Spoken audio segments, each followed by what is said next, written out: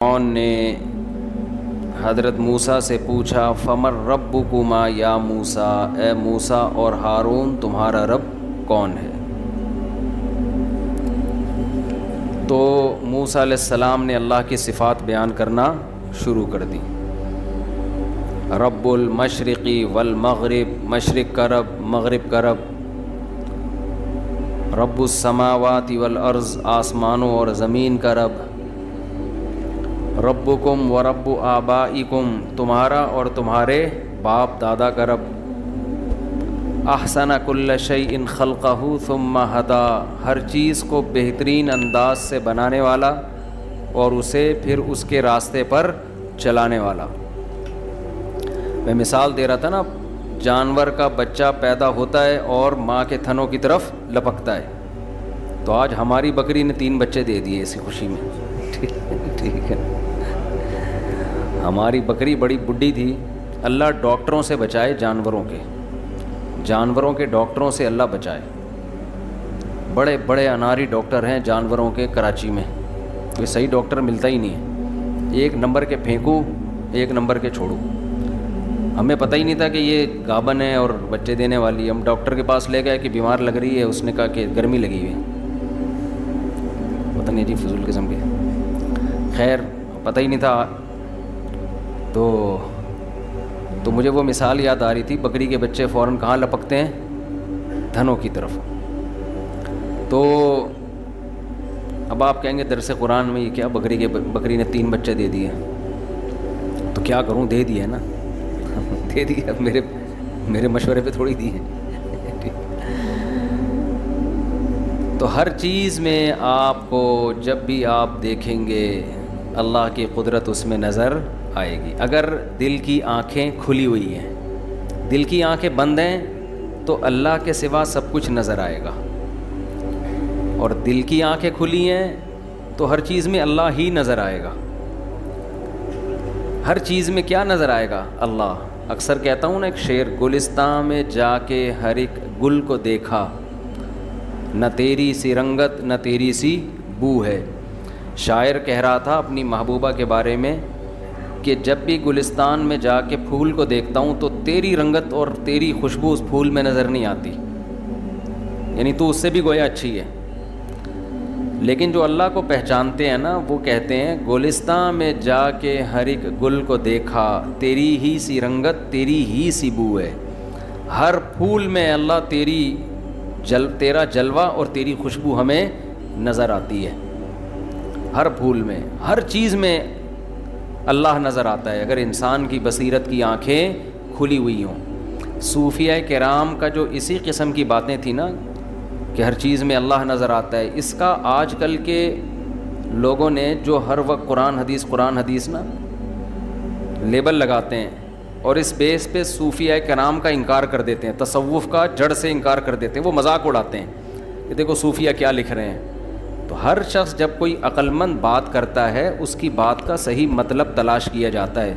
تو یہ جو عقیدہ وحدت الوجود ہے نا، اس کا وہ مطلب نہیں ہے جو آج کل لوگ صوفیہ کا مطلب بیان کر کے ان پہ کفر کے فتوے اور گمراہی کے فتوے لگاتے ہیں۔ آپ کسی کی بات کا وہ مطلب لیں گے نا جو وہ خود مراد لے رہا ہے۔ صوفیہ وحدت الوجود کے قائل ہیں، مگر وہ وحدت الوجود نہیں جو اس لفظ سے سمجھ میں آ رہا ہے، یہ ٹرم ہے، اس معنی میں جو صوفیہ مراد لیتے ہیں، تو وہ مراد الگ ہے، اور آپ ان پہ جو کفر کے فتوے لگاتے ہو وہ معنی الگ ہے۔ بڑا جہالت کا دور ہے، کس کو روئے انسان جا کے۔ خیر، یہ ہماری صورت رہ جائے گی۔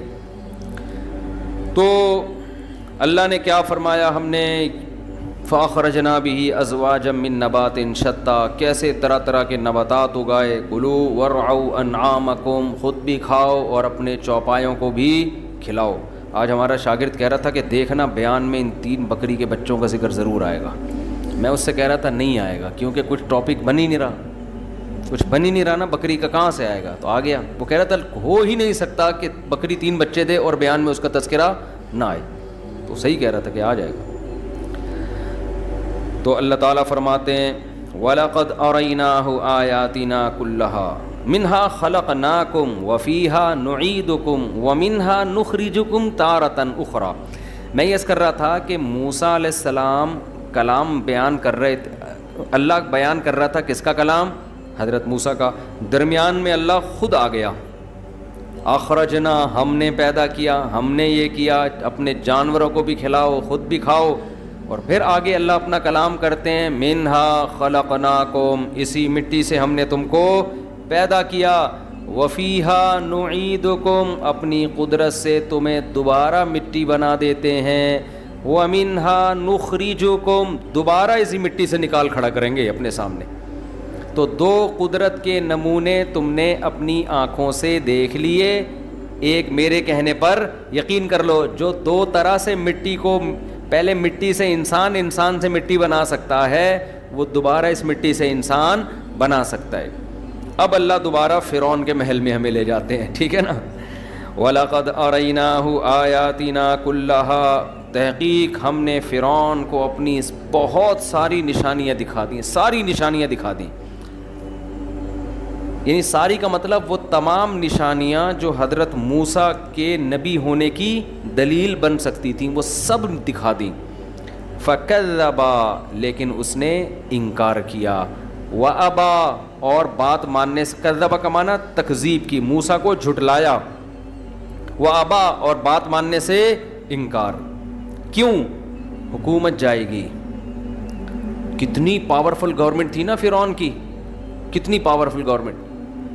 آپ کہہ سکتے ہو بھائی اتنا بڑا نقصان ہو رہا تھا تو وہ تو صحیح کر رہا تھا. اتنا بڑا نقصان نہیں تھا اس کا, اس لیے نہیں تھا کہ قرآن کہتا ہے فرعون کے محل میں جو شخص چھپ کے مسلمان ہو گیا, وہ فرعون کو کیا کہتا تھا؟ یا قومی ان ہذہ الحیات الدنیا متاع, یہ دنیا تھوڑا سا سامان ہے. جتنی بھی پاورفل حکومت ہو لیکن ہے کتنے دن کی؟ تھوڑے دن کی. اب سمجھنے کی بات کیا ہے, فرعون کی مصر میں پاورفل حکومت, بہترین صحت, اتنا پاور, اتنی پاور کہ ہزاروں بچوں کو قتل کر دیا, کوئی بغاوت نہیں ہو رہی. اس کو اللہ کیا کہہ رہے ہیں؟ چند ٹکے. اس کو اللہ کیا کہہ رہے ہیں؟ متاع کا معنی چند ٹکے ہے. اور موسیٰ کی مان لیتا تو شاید حکومت چلی جاتی یا کچھ تبدیلی کرنی پڑتی, یہ بھی ممکن ہے حکومت نہ جاتی, کچھ خواہشات سے پیچھے ہٹنا پڑتا.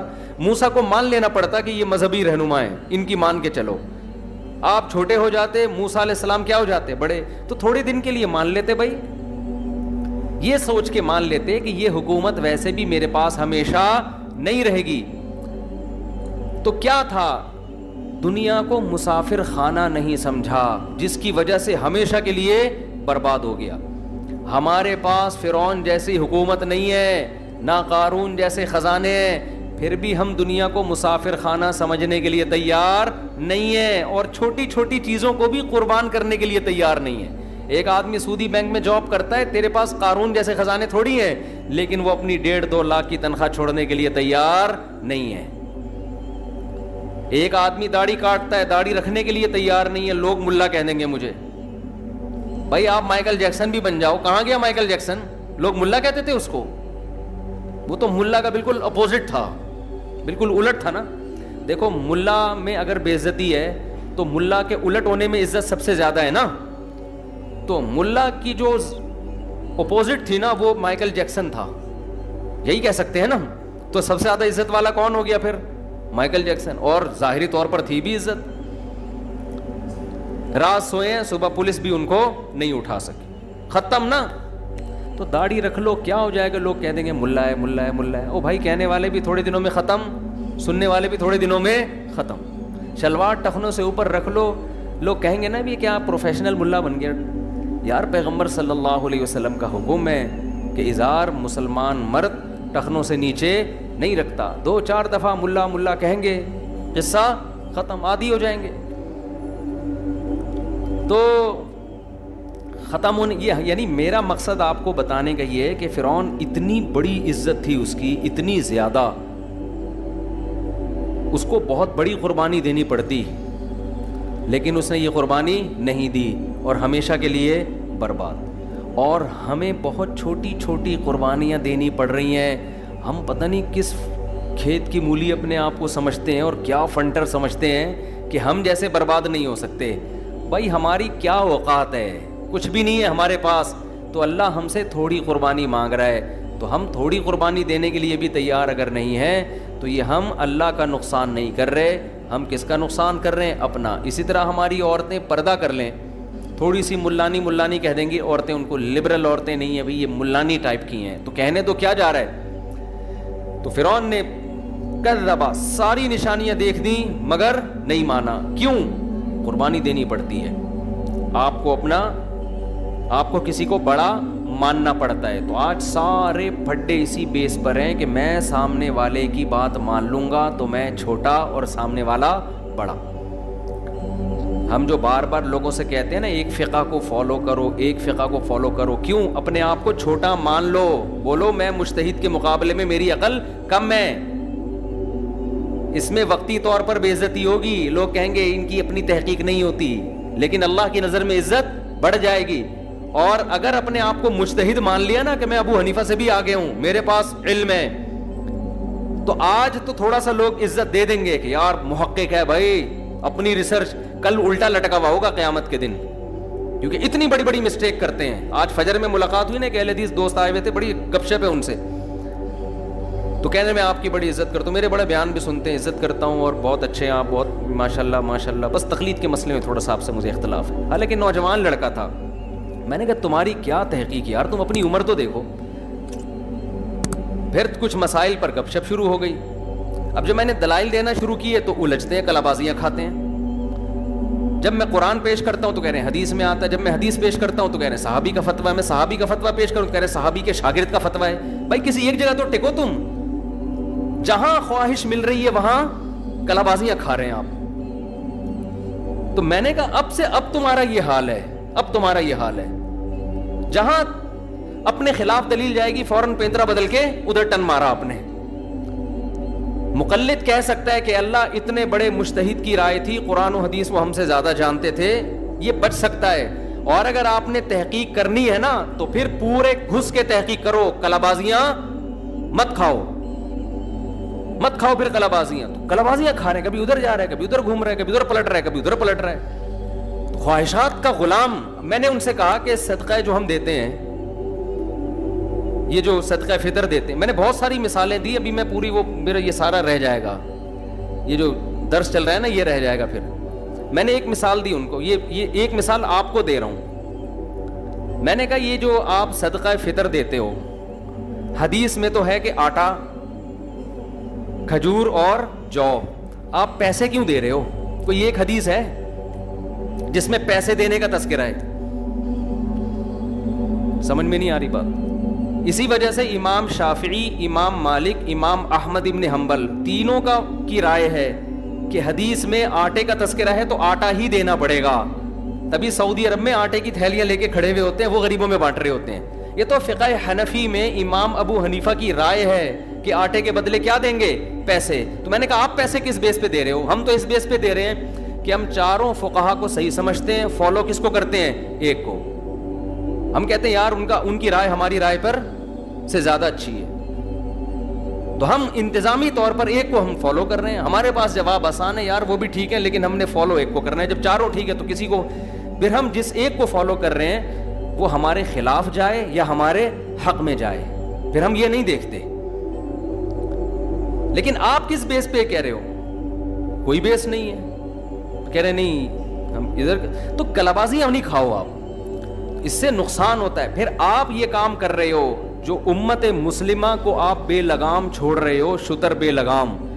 وہ اہل حدیث ادھر یہ فتویٰ دے رہے ہیں, وہ اہل حدیث ادھر وہ فتویٰ دے رہے ہیں, وہ اہل حدیث ادھر وہ فتویٰ, وہ اہل حدیث ادھر وہ فتویٰ. یہ عوام تو برباد ہو جائے گی پھر تھوڑے دنوں میں. یہ کہاں جائے گی بیچاری؟ سعودی عرب میں ایک بڑے مفتی سے افریقہ سے کسی نے مسئلہ پوچھا, نیٹ پہ پڑا ہوا ہے, کہ ہمارے ہاں فقہ مالکیہ ہے اور ہمارے ہاں فقہ مالکیہ میں تو مالکی علماء کی رائے تو ایک ہی ہوتی ہے, لیکن فقہ مالکیہ کے علاوہ کوئی اور جب کوئی فتویٰ دیتا ہے تو ان کی رائے بعض دفعہ مختلف ہوتی ہے, اور دونوں کے پاس حدیث ہوتی ہے. دلیل کس کے پاس ہے؟ دونوں کے پاس. تو ہم کس کو فالو کریں؟ تو انہوں نے جواب دیا جس کی دلیل مضبوط ہو اس کو فالو کریں. یہ بجائے آپ اس کی الجھن دور کرنے کے, آپ نے اس کو مزید الجھن میں ڈال دیا. وہ تو کہہ رہے دلیل جب امام مالک کسی بات پہ فتویٰ دیں گے تو کیا دلیل نہیں ہوگی ان کے پاس؟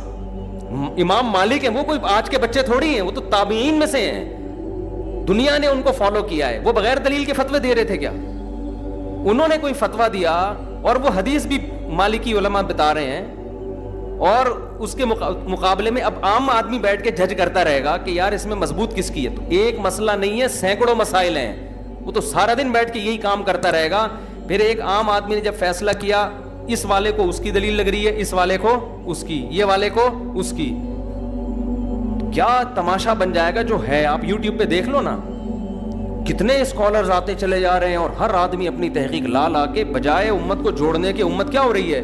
ٹوٹتی چلی جا رہی ہے. ہم کہتے ہیں تحقیق کا کام یہ کمپلیٹ ہو چکا ہے، فقہ مدون ہو چکا ہے. اب انہی میں سے کسی کو فالو کرو اور دوسرے کا احترام کرو. اس سے بہتر طریقہ اسلام پہ چلنے کا ہماری رائے میں ہو نہیں سکتا، اس سے بہتر ہو نہیں سکتا. تو خیر، ورنہ دلائل کی بات ہے تو پھر آپ ان سے دیکھو یہ نکل جاتے ہیں. یعنی دلیل دے رہے ہوں گے نا، آپ جب لنک شیئر کر دو گے ان کے چینل کے نیچے، وہ لنک اڑا دیں گے.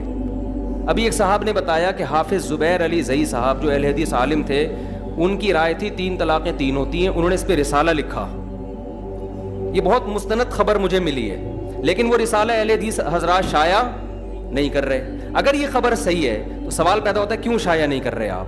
جب آپ کہتے ہو تحقیق کرو تو پھر وہ رسالہ آپ شائع کریں تاکہ لوگ پڑھ کے دیکھیں کہ آپ جو دلائل دے رہے ہو وہ اچھے ہیں یا یہ والے دلائل اچھے ہیں. وہ کیوں چھپا کے رکھا ہوا ہے آپ نے؟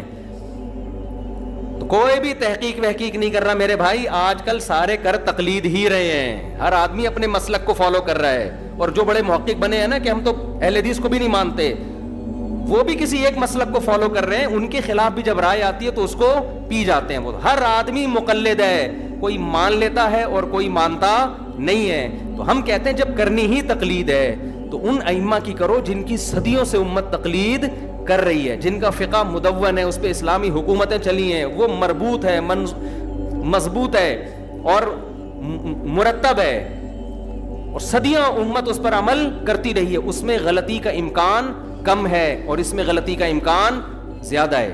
لوگ کہتے ہیں امام حنیفہ غلطی نہیں کر سکتے ہیں، لیکن آپ کی نسبت غلطی کا امکان ان میں کم ہے، آپ میں غلطی کا امکان زیادہ. دوسری بات، وہ غلطی کے اہل ہیں، آپ غلطی کے اہل نہیں ہو. ڈاکٹر سے غلطی ہوتی ہے، اہل ہے غلطی کا. جاہل آدمی صحیح انجیکشن بھی لگا دے گا نا، اس کا اعتبار نہیں ہے، آپ تو اہل نہیں ہو. حدیث میں آتا ہے مجتہد جب غلطی کرتا ہے اس کو غلطی پہ ثواب بھی ملتا ہے اور صحیح بات تک پہنچے گا تو دگنا اجر. مجتہد کے علاوہ نہیں ہے کہ ہر آدمی اٹھ کے ایک تحقیق شروع کر دے، اس کا کوئی ذمہ داری نہیں ہے شریعت کی. تو خیر کہاں سے کہاں بات چلی گئی. تو موسیٰ علیہ السلام نے کیا کہا؟ ہاں، فرعون کا کیا مسئلہ تھا؟ اس کو بھی یہی تھا کہ میں بڑا، تو میں اگر مان لوں گا تو میں کیا بن جاؤں گا؟ چھوٹا بن جاؤں گا. تو یہاں سے بات شروع ہوئی تھی کہ سارے فسادات کی جڑ کیا ہے کہ اپنی ٹانگ سب سے اونچی رکھنا. میں ہوں. چاہے مذہبی اسکالر یہ کام کرے، کوئی سیاستدان یہ کام کرے، آپ گھر میں باپ بننے کی کوشش کریں، کہیں بھی جب آپ کے اندر میں آ جائے گی نا. کمیٹیوں میں بھی ایسا ہی ہوتا ہے. کمیٹیوں میں، مسجدوں میں ایک آدمی سب پہ حاوی آیا ہوا تو سب کا باپ بن کے بیٹھا ہوا ہوتا ہے. وہ کہتا ہے میری بات سنو، میرے علاوہ کسی کی مت سنو، جو میں کہوں گا وہ صحیح ہے، باقی سارے غلط ہیں. جہاں میں آئے گی اجتماعیت کیا ہو جائے گی؟ ختم. اجتماعیت کیا ہو گئی؟ ختم. اجتماعیت میں اپنی رائے قربان کرنی پڑتی ہے. ہم نے علماء کو دیکھا ہے، رائے میں اختلاف ہوا تو وہ کہتے ہیں ان سے فتویٰ لے لو. بھائی آپ کی رائے کچھ اور ہے، بھائی میری رائے کچھ اور ہے، لیکن یہ بھی عالم ہے تو میں تم عامی آدمی تو کیا کرے گا بھائی، تو بھائی ان سے فتویٰ لے لو. ہم نے بڑے علماء کو ایسے دیکھا ہے. اور چھوٹے لوگ کیا کر رہے ہوتے ہیں؟ مجھ سے لو، میں بتاؤں گا، باقی سارے چورن بیچ رہے ہیں. ٹھیک ہے نا، باقی سارے کیا کر رہے ہیں؟ جاہل ہیں، ان کو کیا پتا میں ہوں. میں جہاں میں آ گئی، چاہے مذہب میں ہو، سیاست میں ہو، کہیں بھی انسان کی گردن میں سریا آ گیا تو سمجھ لو اب امت سے اس کو خیر نہیں ملنے والی. اب خیر نہیں ملے گی اس کو امت سے. خیر، تو فرعون کی گردن میں بھی کیا تھا؟ سریا. فرعون کی گردن میں بھی سریا تھا. تو قرآن کہتا ہے وَلَقَدْ أَرَيْنَاهُ آيَاتِنَا كُلَّهَا، ساری نشانیاں ہم نے اس کو دکھا دیں. فَكَذَّبَ، انکار کرتا رہا، جھٹلاتا رہا، ابا انکار کرتا رہا. قَالَ أَجِئْتَنَا، اور موسیٰ پر تہمت لگائی معاذ اللہ کہ تو اس لیے آیا ہے لتخرجنا من ارضنا بسحرک یا موسیٰ، تو اپنے جادو کے زور سے تو ہمیں ہماری زمین سے نکالنا چاہتا ہے. فلناتینک بسحر مثلہ، ہم اس جیسا جادو تیرے مقابلے میں ضرور لے کر آئیں گے. فاجعل بیننا وبینک موعدا، تو ایسا کر کوئی مقابلے کا دن اور لوکیشن بتا دے، آپ کب تشریف لا رہے ہیں. ٹھیک ہے، آپ بتائیں آپ کب تشریف لا رہے ہیں. اور فرعون نے کہہ دیا تھا مجھے یقین ہے آپ قیامت تک بولو نہیں آئیں گے. یہی کہا ہوگا فرعون نے. موسیٰ علیہ السلام کو کہہ دیا کہ فجعل بیننا وبینک موعدا، ایک ٹائم بتا دیں کہ کس اس وقت آپ کو آنا پڑے گا.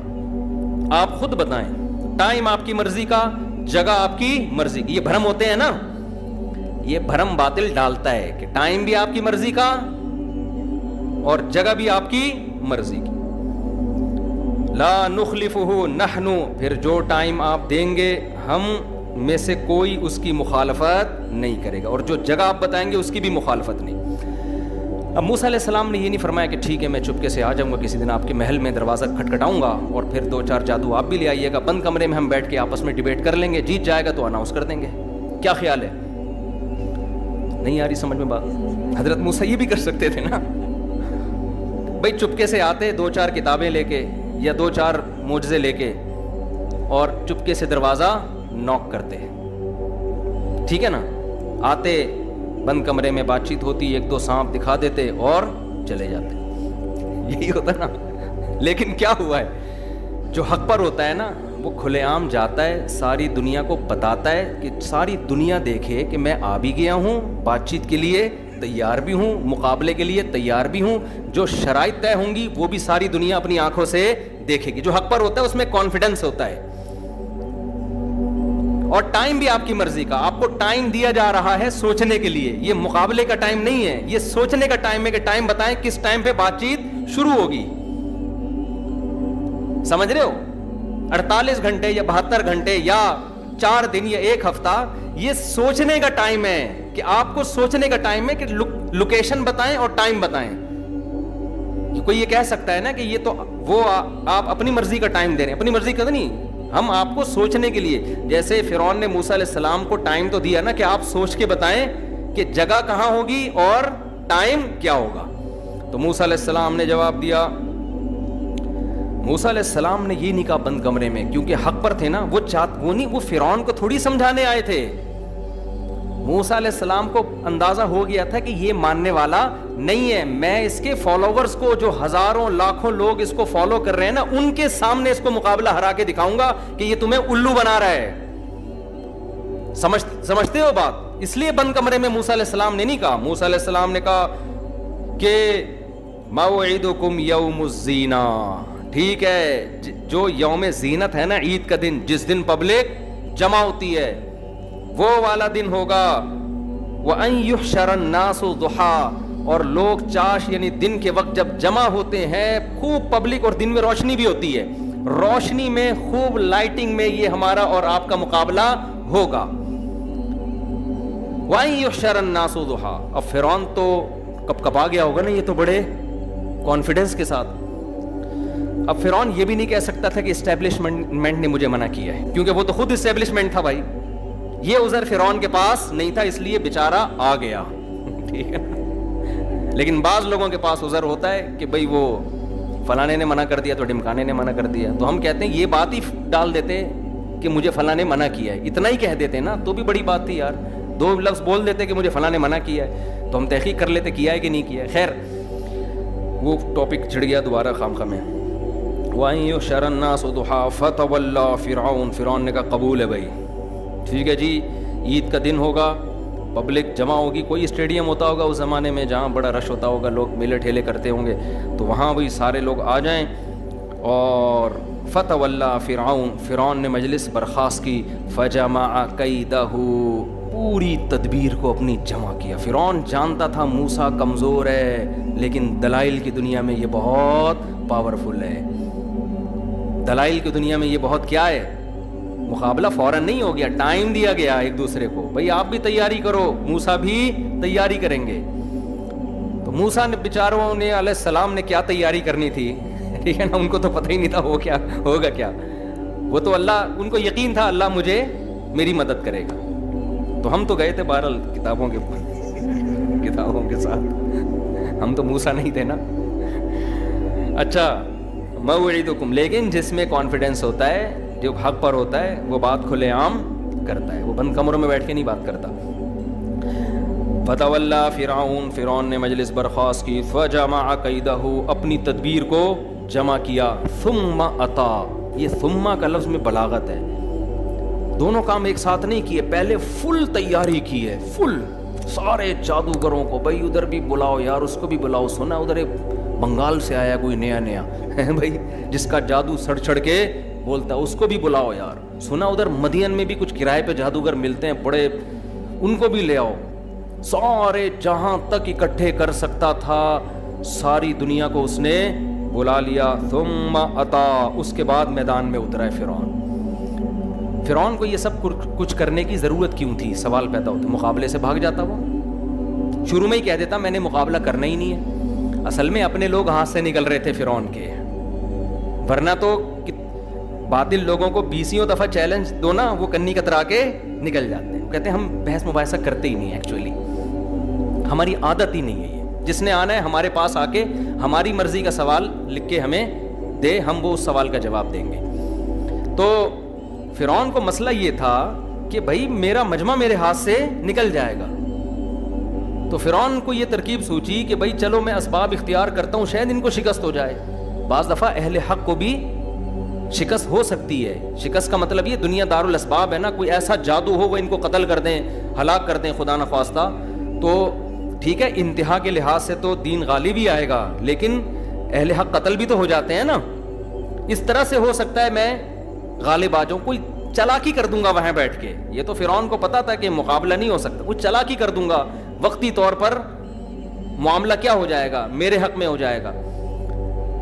تو اس لیے فرعون مقابلے کے لیے آمادہ ہوا, کہ نہیں ہوتا نا تو لوگ پھر اس کو ملامت کرتے.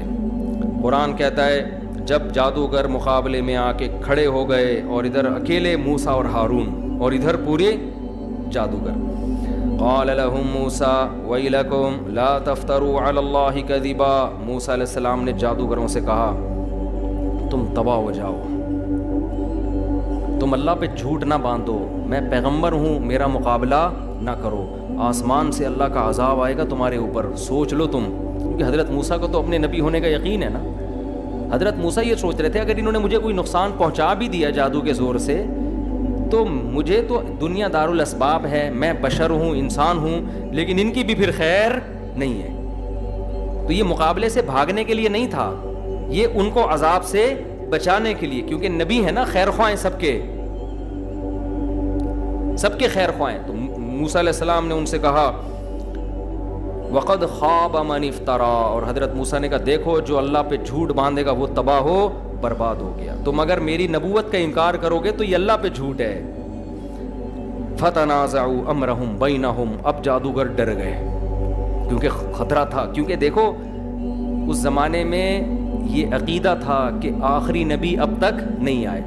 اگر یہ عقیدہ ہوتا نا کہ ان سے پہلے جو موسیٰ علیہ السلام سے پہلے جو نبی آئے وہ آخری تھے, تو کیا یہ جادوگر تنازع کرتے؟ وہ کہتے بھائی وہ تو اب تو نبوت کا دروازہ ہی بند ہے. تو ہر پیغمبر نے جب دعوت دی ہے نا, کسی پیغمبر کو یہ طعنہ نہیں دیا گیا کہ آخری, آپ سے پہلے جو نبی تھے وہ آخری ہیں. تو اس سے بھی پتہ چلتا ہے کہ آخری نبی صرف کون ہے, ہمارے نبی صلی اللہ علیہ وسلم. تبھی بعد میں جب بھی کسی نے دعویٰ کیا تو امت نے یہ کہہ کے مسترد کیا ہے کہ یہ دروازہ ہمیشہ کے لیے بند ہو چکا ہے, پہلے ایسا نہیں تھا. ہمارے نبی جب دنیا میں آئے نا تو عیسائیوں نے یہ نہیں کہا کہ عیسیٰ آخری نبی تھے, یہ کبھی نہیں کہا عیسائیوں نے. یہودیوں نے بھی نہیں کہا کہ موسیٰ آخری نبی تھے. اس کا مطلب نبوت کا سلسلہ جاری تھا وہ. تو اب کیا ہوا ہے, فتنازعوا امرهم بینہم, آپس میں ان کا تھوڑا سا تنازع ہو گیا. جھگڑا نہیں ہوتا, جیسے دو چار نے کہا نہیں بھائی نہیں لڑو یار, پیغمبر اگر واقعی یہ سچی مچی کے پیغمبر ہوئے ہماری تو ایسی کی تیسی ہو جائے گی. دوسرے نے کہا نہیں بھائی لڑنا چاہیے. تیسرے نے کہا تنازعوا امرهم, آپس میں کیا ہو گیا, اختلاف. اور لیکن پھر کیا ہوا, وہ اثر نجوا, اور چپکے چپکے سرگوشیاں کرنے لگے. تاکہ فرعون کو کان میں آواز نہ چلی جائے, کیونکہ فرعون بولے گا کہ کمبختوں تمہاری ابھی سے کانپیں ٹانگ رہی ہیں, اور تم تو لڑو گے کیا, تم تو آپس میں ہی ابھی اتحاد نہیں ہے تمہارے اندر تو خود کانفیڈنس ہی نہیں ہے, تو تم لڑو گے کیا, تم تو مجھے مرواؤ گے. لیکن پھر کیا ہوا ہے, قالو, لیکن پھر آپس میں مشورے کے بعد طے یہ ہوا کہ بھائی اگر ہم اس طرح ہمارے اپنے اندر کانفیڈنس نہیں ہوگا تو ہم مقابلہ نہیں کر سکتے. جب آئے ہو تو پھر صحیح طرح سے لڑو, ورنہ نہ ادھر کے رہو گے اور نہ ادھر کے. یہ آپس میں ان کا مشورہ ہوا. پھر کیا کہنے لگے, ان ہذان لساحران, بالاتفاق سب نے فیصلہ کیا اور کہنے لگے ان ہذان لساحران, یہ دونوں پکے جادوگر ہیں, ان کو پیغمبر سمجھنے کی بالکل بھی ضرورت نہیں ہے, شک دل سے نکال دو, معاذ اللہ جھوٹے ہیں, جادوگر ہیں. اور یریدانی, دونوں کا ارادہ ہے, ان یخرجاکم من ارضکم بسحرہما, اپنے جادو کے زور سے تمہیں مصر سے نکال دیں. تو آج قومی اتحاد کا بہترین موقع ہے. ہم مصر کے رہنے والے ایک قوم کے لوگ ہیں, ایسے دہشت گردوں کو اپنے ملک سے ہم کیا کریں گے, نکال دیں گے. ہمیں کہنے والا تھا تحریک اعتماد چلا کے, لیکن پھر وہ زیادہ ہو جائے گا. ہم کیا کریں گے, نکال دیں گے. وَيَذْهَبَا بِطَرِيقَتِكُمُ الْمُثْلَىٰ, اور یہ تمہارا جو ایک پرانا طریقہ باپ دادا کا چلا آتا ہے نا, اس دین کو بھی کیا کرنا چاہتے ہیں, چینج, تمہاری روایات تبدیل کرنا چاہتے ہیں. فَأَجْمِعُوا كَيْدَكُمْ, لہذا اپنی تدبیر کو جمع کرو. یہ جو اکائیاں آ رہی ہیں نا سامنے, اس کی رائے وہ, اس کی رائے وہ, نہ سب کی رائے ایک جیسی, اور سب نے مل کے وار کرنا ہے. ثُمَّ أَتُوا صَفًّا, اور صف بنا کے یک مشت موسیٰ پہ حملہ کرو, ایک دم میں حملہ کرو. وَقَدْ أَفْلَحَ الْيَوْمَ مَنِ اسْتَعْلَىٰ, پھر کہنے لگے یقیناً آج وہ بہت بڑا کامیاب ہو گیا جو مقابلے میں غالب آئے گا. کیونکہ فرعون سے پہلے یہ پوچھ چکے تھے پیسے تو مل رہے ہیں اور کیا ملے گا. فرعون نے کہا عہدے ملیں گے, عہدے نہیں آئی بات سمجھ میں, کیا ملیں گے, عہدے ملیں گے, صرف پیسہ نہیں ملے گا. انکم لمن المقربین, فلاں کو ادھر کا وزیر بنا دوں گا, فلاں کو ادھر کا وزیر بنا دوں گا, فلاں کو وہ والی وزارت اس کے ہاتھ میں دے دوں گا, پوری حکومت تمہارے پاس آئے گی. تو کہنے لگا آج بہت بڑی کامیابی ہے جیتنے والے کے لیے, چھوٹی کامیابی پورا مجمع دیکھ رہا ہے, پبلک دیکھ رہی ہے. قالوا یا موسیٰ, پھر اب موسیٰ علیہ السلام سے کہنے لگے اما ان تلقیا و اما ان نکون اول من القا, اے موسیٰ تو نے وار پہلے کرنا ہے یا ہم پہلے اپنا وار دکھائیں. حضرت موسیٰ بیچارے کیا وار کرتے, ان کو تو پتہ ہی نہیں تھا, وہ تو جادوگر تھے ہی نہیں نا. جادوگر ہوتے تو کہتے نہیں پہلے میں, یا ٹاس کر لیتے ہیں, وہ چاند آ گیا تو آپ, اور چھاپ آ گیا تو میں. تو ایسا کچھ بھی نہیں ہے. تو موسیٰ علیہ السلام کیا کہتے, قال بل القوا, حضرت موسیٰ نے کہا تم ہی وار کرو, تم دکھاؤ جو جادو تم نے دکھانا ہے. فَإِذَا حِبَالُهُمْ وَعِصِيُّهُمْ, جادوگروں کے ایک ہاتھ میں لاٹھیاں اور ایک ہاتھ میں رسیاں, وہ انہوں نے پھینکی ہیں زمین پہ. یخیل الیہ من سحرہم, ایسا لوگوں کی آنکھوں پہ مسمرزم کیا ہے, جادو کیا ہے. سارے مجمع کو اور فرعون کو اور موسیٰ علیہ السلام اور ہارون علیہ السلام کو یہ لگا کہ یہ سانپ ہیں پھرتیلے جو تیز رفتاری سے موسیٰ اور ہارون کی طرف دوڑ رہے ہیں. ایسا انہوں نے سحر کر دیا. حقیقت میں نہیں, جادو میں حقیقت میں چیزیں چینج نہیں ہوتی ہیں, آنکھوں کا دھوکہ ہوتا ہے. ایسا کیا وہ ان کو لگا. اس پر میرا پورا دلائل سے ایک بیان ہے کہ مکمل چیزیں چینج نہیں ہوتی. اس میں علماء کا اختلاف ہے, دونوں طرف علماء کا ہے. ہماری رائے یہ ہے کہ نہیں ہوتی چینج. اس میں نے کلپ ریکارڈ کروا چکا, بھی جاؤں گا تو پھر بہت دیر ہو جائے گی. فَأَوْجَسَ فِي نَفْسِهِ خِيفَةً مُوسَىٰ, قرآن کہتے ہیں موسیٰ کو دل میں خوف محسوس ہوا. یہ کیا ہو رہا ہے بھائی, یہ تو سارے سانپ مجھے چمٹ کے ہلاک کر دیں گے. قُلْنَا لَا تَخَفْ, اللہ کہتے ہیں ہم نے موسیٰ کو وحی کی, لا تخف, اے موسیٰ خوف مت کر, انکا انت الاعلی, آج کے دن تو ہی غالب آئے گا. وَأَلْقِ مَا فِي يَمِينِكَ, اور تیرے دائیں ہاتھ میں جو چیز ہے, اس دفعہ تو اللہ نے لاٹھی نام بھی نہیں لیا, تیرے دائیں ہاتھ میں جو چیز ہے نا جس کی میں تجھے پریکٹس کروا چکا ہوں کوہ طور پہ بلا کے, وہ آج کے دن کے لیے کروائی تھی. اللہ نے پہلے پریکٹس اس لیے کروا دی تھی کہ ایسا نہ ہو موسیٰ علیہ السلام اس دن بغیر پریکٹس کے لاٹھی پھینکتے تو کہتے پہلے اتنے سارے تھے ایک اور ہو گیا, ہے بھائی. کیونکہ پہلے تو خود جب لاٹھی پھینکی نا سانپ بنی تو اسی سانپ سے خوفزدہ ہو کے فرار ہو گئے تھے. تو یہ بھی ڈر تھا, اس لیے اللہ نے پہلے بتا دیا تھا کہ یہ آپ کے کنٹرول میں ہے, یہ کہیں بھاگنے والا نہیں ہے, یہ ڈسنے والا نہیں ہے. قلنا لا تخف انک انت الاعلی, ہم نے کہا خوف مت کر, آج تو ہی غالب رہے گا. والق ما فی یمینک, تیرے ہاتھ دائیں ہاتھ میں جو ہے وہ ڈال دے زمین پر. تلقف ما صنعوا, ایک جگہ آتا ہے اچانک اس نے سانپ اشدہا بن کے ایک ہی سانس میں سارے سانپوں کو نگل لیا, ختم. انما کید صنعوا کید ساحر, اللہ نے کہا اے موسیٰ تو یہ زمین پہ ڈالے گا تو پہلے بتا دیا یہ سانپ بنے گی اور سانپ بن کے سب کو کھا لے گی. کیوں؟ انما صنعوا, جو کچھ انہوں نے کیا ہے, کید ساحر, یہ جادوگروں کی تدبیر ہے. ولا یفلح الساحر حیث اتا, جادوگر کبھی بھی کامیاب نہیں ہوتا چاہے وہ جس طرح سے بھی وار کرے. جیسے ہی موسیٰ علیہ السلام نے ڈالا ہے نا اس لاٹھی کو زمین پہ, اس نے سانپ بن کے سب کو نگل لیا. اب عوام سجدے میں نہیں گری ہے, اس لیے کہ عوام ہو سکتا ہے کنفیوز ہو کہ بھائی وہ بھی جادو تھا تو یہ بھی کیا ہے, یہ بڑا جادو ہو سکتا ہے. ہوا کیا ہے, فَأُلْقِيَ السَّحَرَةُ سُجَّدًا, قرآن کہہ رہے فوراً, فاتی عربی میں تعقیب کے لیے, فوراً کے لیے سارے کے سارے جادوگر سجدے میں ڈال دیے گئے. ڈال دیے گئے کا کیا مطلب ہے؟ اتنی جلدی انہوں نے سجدہ کیا موسیٰ علیہ السلام کے سامنے جیسے غیر اختیاری نہیں ہوتا. بعض کام آپ ایسے کرتے ہیں کہ گویا آپ کر نہیں رہے, گویا آپ سے کسی نے کروایا ہے, یعنی حواس باختہ ہو جاتے ہیں آپ. تو یعنی جادوگروں کو موسیٰ اور ہارون کی نبوت پر ایسا یقین آ گیا, اتنا یقین آ گیا کہ اب انہوں نے ارادہ نہیں کیا سجدہ کرنے کا, لاشعوری طور پر سجدے میں گر گئے اور کہنے لگے آمنا برب العالمین, ہم ایمان لے آئے اس رب پر جو تمام جہانوں کا پالنے والا ہے, ربی موسیٰ و ہارون, جو موسیٰ اور ہارون کا رب ہے. یہ کیوں ہے, اتنی پھرتی سے کیوں ہوا؟ اس لیے کہ اتنے ماہر جادوگر تھے, وہ یہ جانتے تھے کہ رسیوں کو سانپ بنتا ہوا دکھایا جا سکتا ہے, حقیقت میں بنانا کسی کے باپ کی میں بھی طاقت نہیں ہے. تو وہ کہہ رہے تھے یہ حقیقت میں کیسے بن گئی, حقیقت میں تو لاٹھی کا سانپ بننا ممکن ہے ہی نہیں, یہ کیسے ہو گیا؟ جیسے میجک میں دیکھا ہوگا نا, 2 دھڑ کر دیے اور پھر جوڑ دیا, تو وہ جو میجک دکھا رہا تھا اس کو ٹرک پتا ہوتی ہے. لیکن آپ نے کیا کیا, فیضان صاحب کو یہاں فلفلائیے میں لٹا کے نا آپ نے تلوار سے ان کے 2 ٹکڑے کیے اور پھر جوڑ دیا, وہ سردے میں گر جائے گا کہ نہیں گر جائے گا؟ جو میجک دکھا رہا تھا وہ کہے گا ابے تو نے تو سچی مچی کا کاٹ کے کیسے جوڑ دیا بھائی. ہم تو یہی سمجھیں گے یار یہ بھی کوئی میجک شو ہے, دوسرا بھی یہ سمجھے گا, لیکن جو میجک شو دکھاتے ہیں وہ کبھی بھی یہ نہیں کہے گا, وہ کہے گا بھائی یہ حقیقت میں کاٹ کے کیسے جوڑ دیا. تو یہاں بھی یہی ہوا ہے کہ جادوگروں نے کہا یہ حقیقت میں سانپ کیسے بن گئی.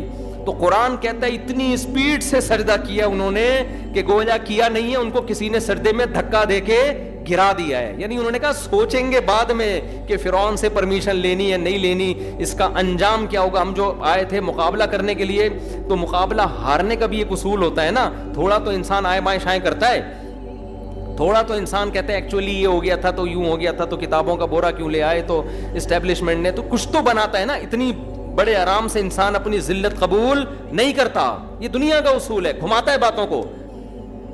لیکن ادھر کیا ہو رہا ہے, جادوگر کہتے ہیں ہم سوچ کے بتائیں گے, یہ کچھ گڑبڑ ہوئی ہے, ایکچولی ہم تھوڑے کنفیوز ہو گئے تھے.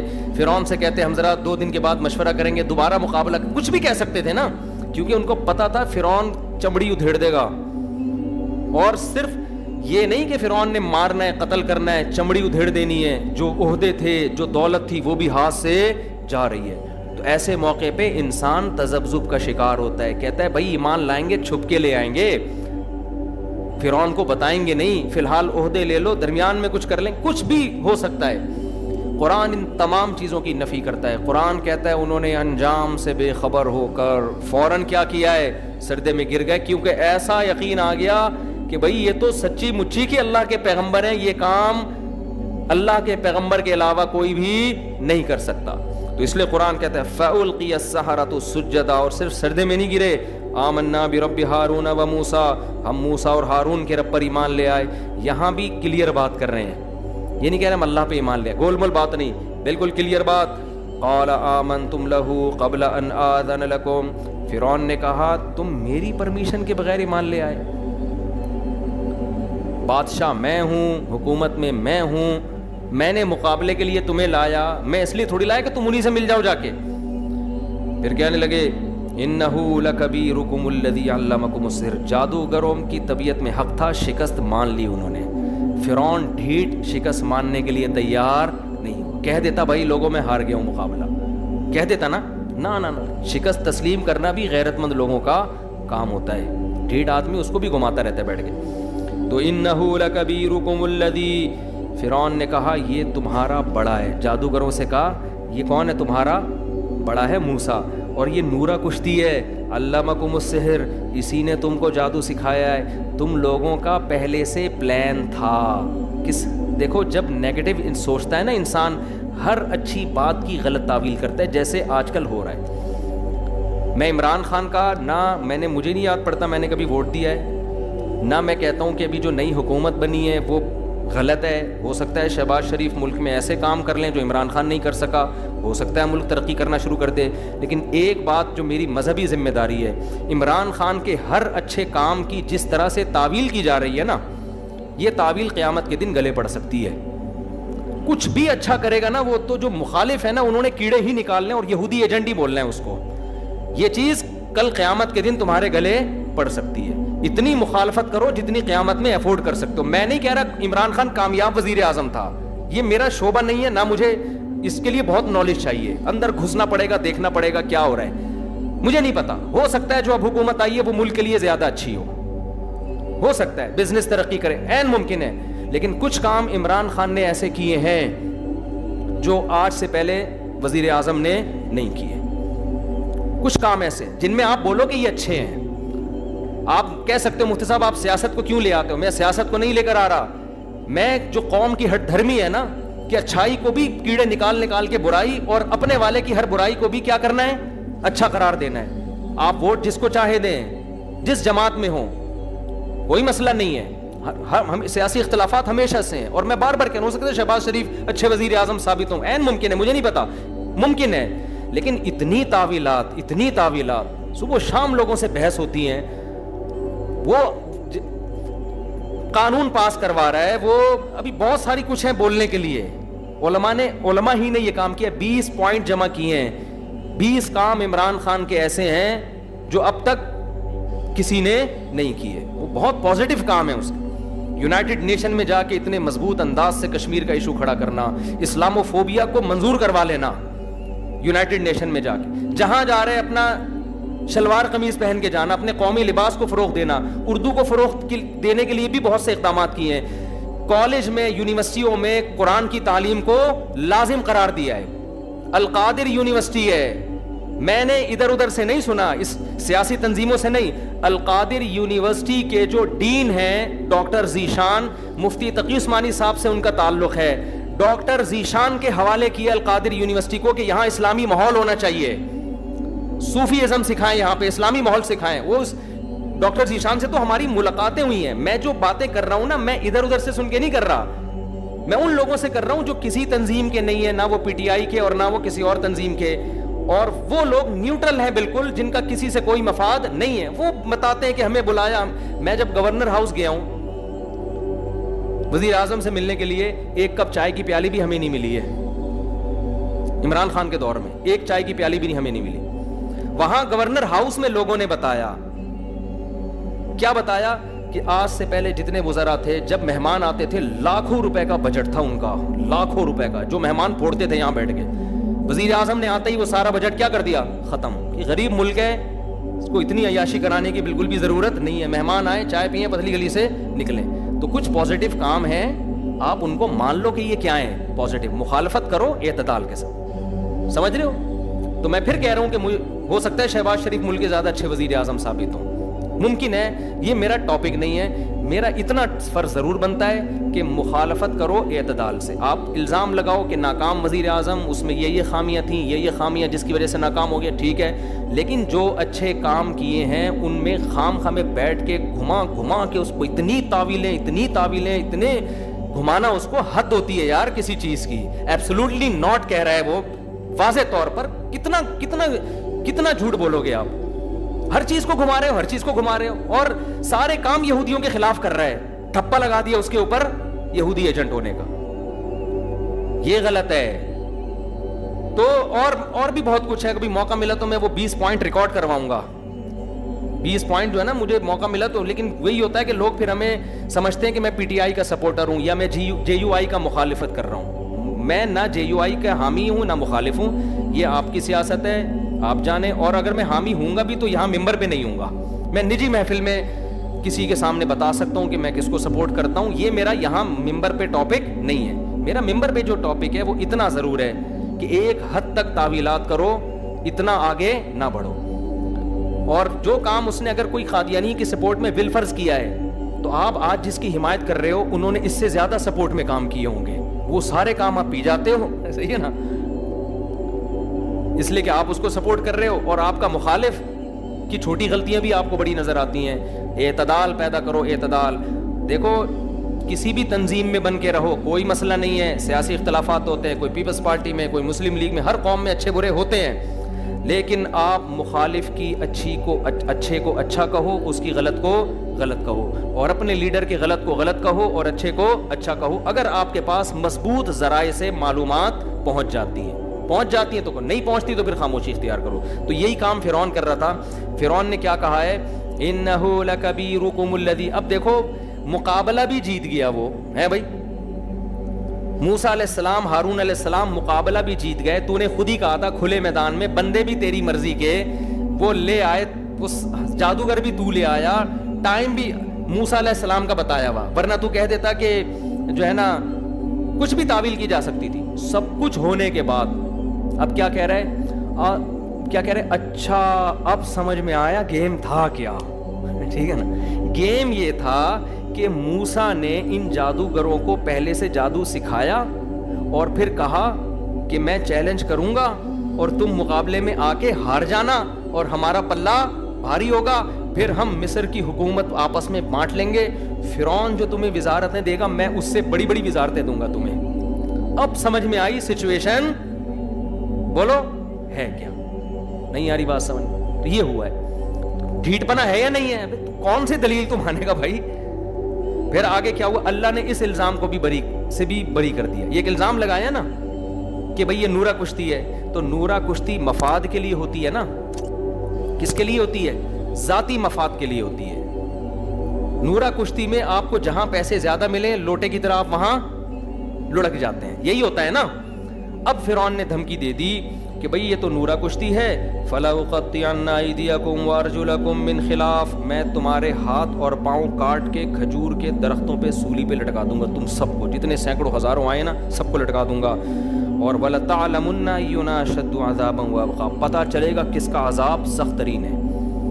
اب جب لٹکنے کی بات آئی ہے، کل پھانسی کے پھندے پہ لٹکا دیا جائے گا، تو اگر یہ نورہ کشتی ہوتی تو فوراً جادوگر کہہ دیتے سر ہم سے غلطی ہو گئی ہے، ایکچولی ہم کچھ کہنا کچھ چاہ رہے تھے، منہ سے نکل کچھ اور گیا ہے. منہ اصل میں اٹک جاتا ہے، انسان ہے. جیسے ایک آدمی نے دعا مانگتا تھا اللہ سے نا پریشانیوں میں کہ اللہ اس زندگی سے تو موت اچھی ہے، اللہ موت دے دے موت دے دے موت دے دے. ایک دن درخت کے نیچے بیٹھا ہوا، کسی کو شرارت سوجی، اوپر سے پھانسی کا پھندا بنا کے نیچے ڈالا اس نے. رسی آ رہی ہے نا، اس نے دیکھا سامنے کہ رسی کا پھندا آ کے لٹک گیا. دعا مانگ رہا ہے اللہ موت دے دے، دیکھا پھندا لٹکا ہوا ہے. ایک دم کہتے یہ کیا ہے؟ اوپر سے آواز آئی نا، بندے نے جعلی آواز نکل، اے میرے بندے میں نے تیری دعا سن لی ہے، ٹھیک ہے، اب میں تجھے موت دینے والا ہوں، اس پھندے میں سر ڈال، میں اوپر اٹھا لوں گا تجھے.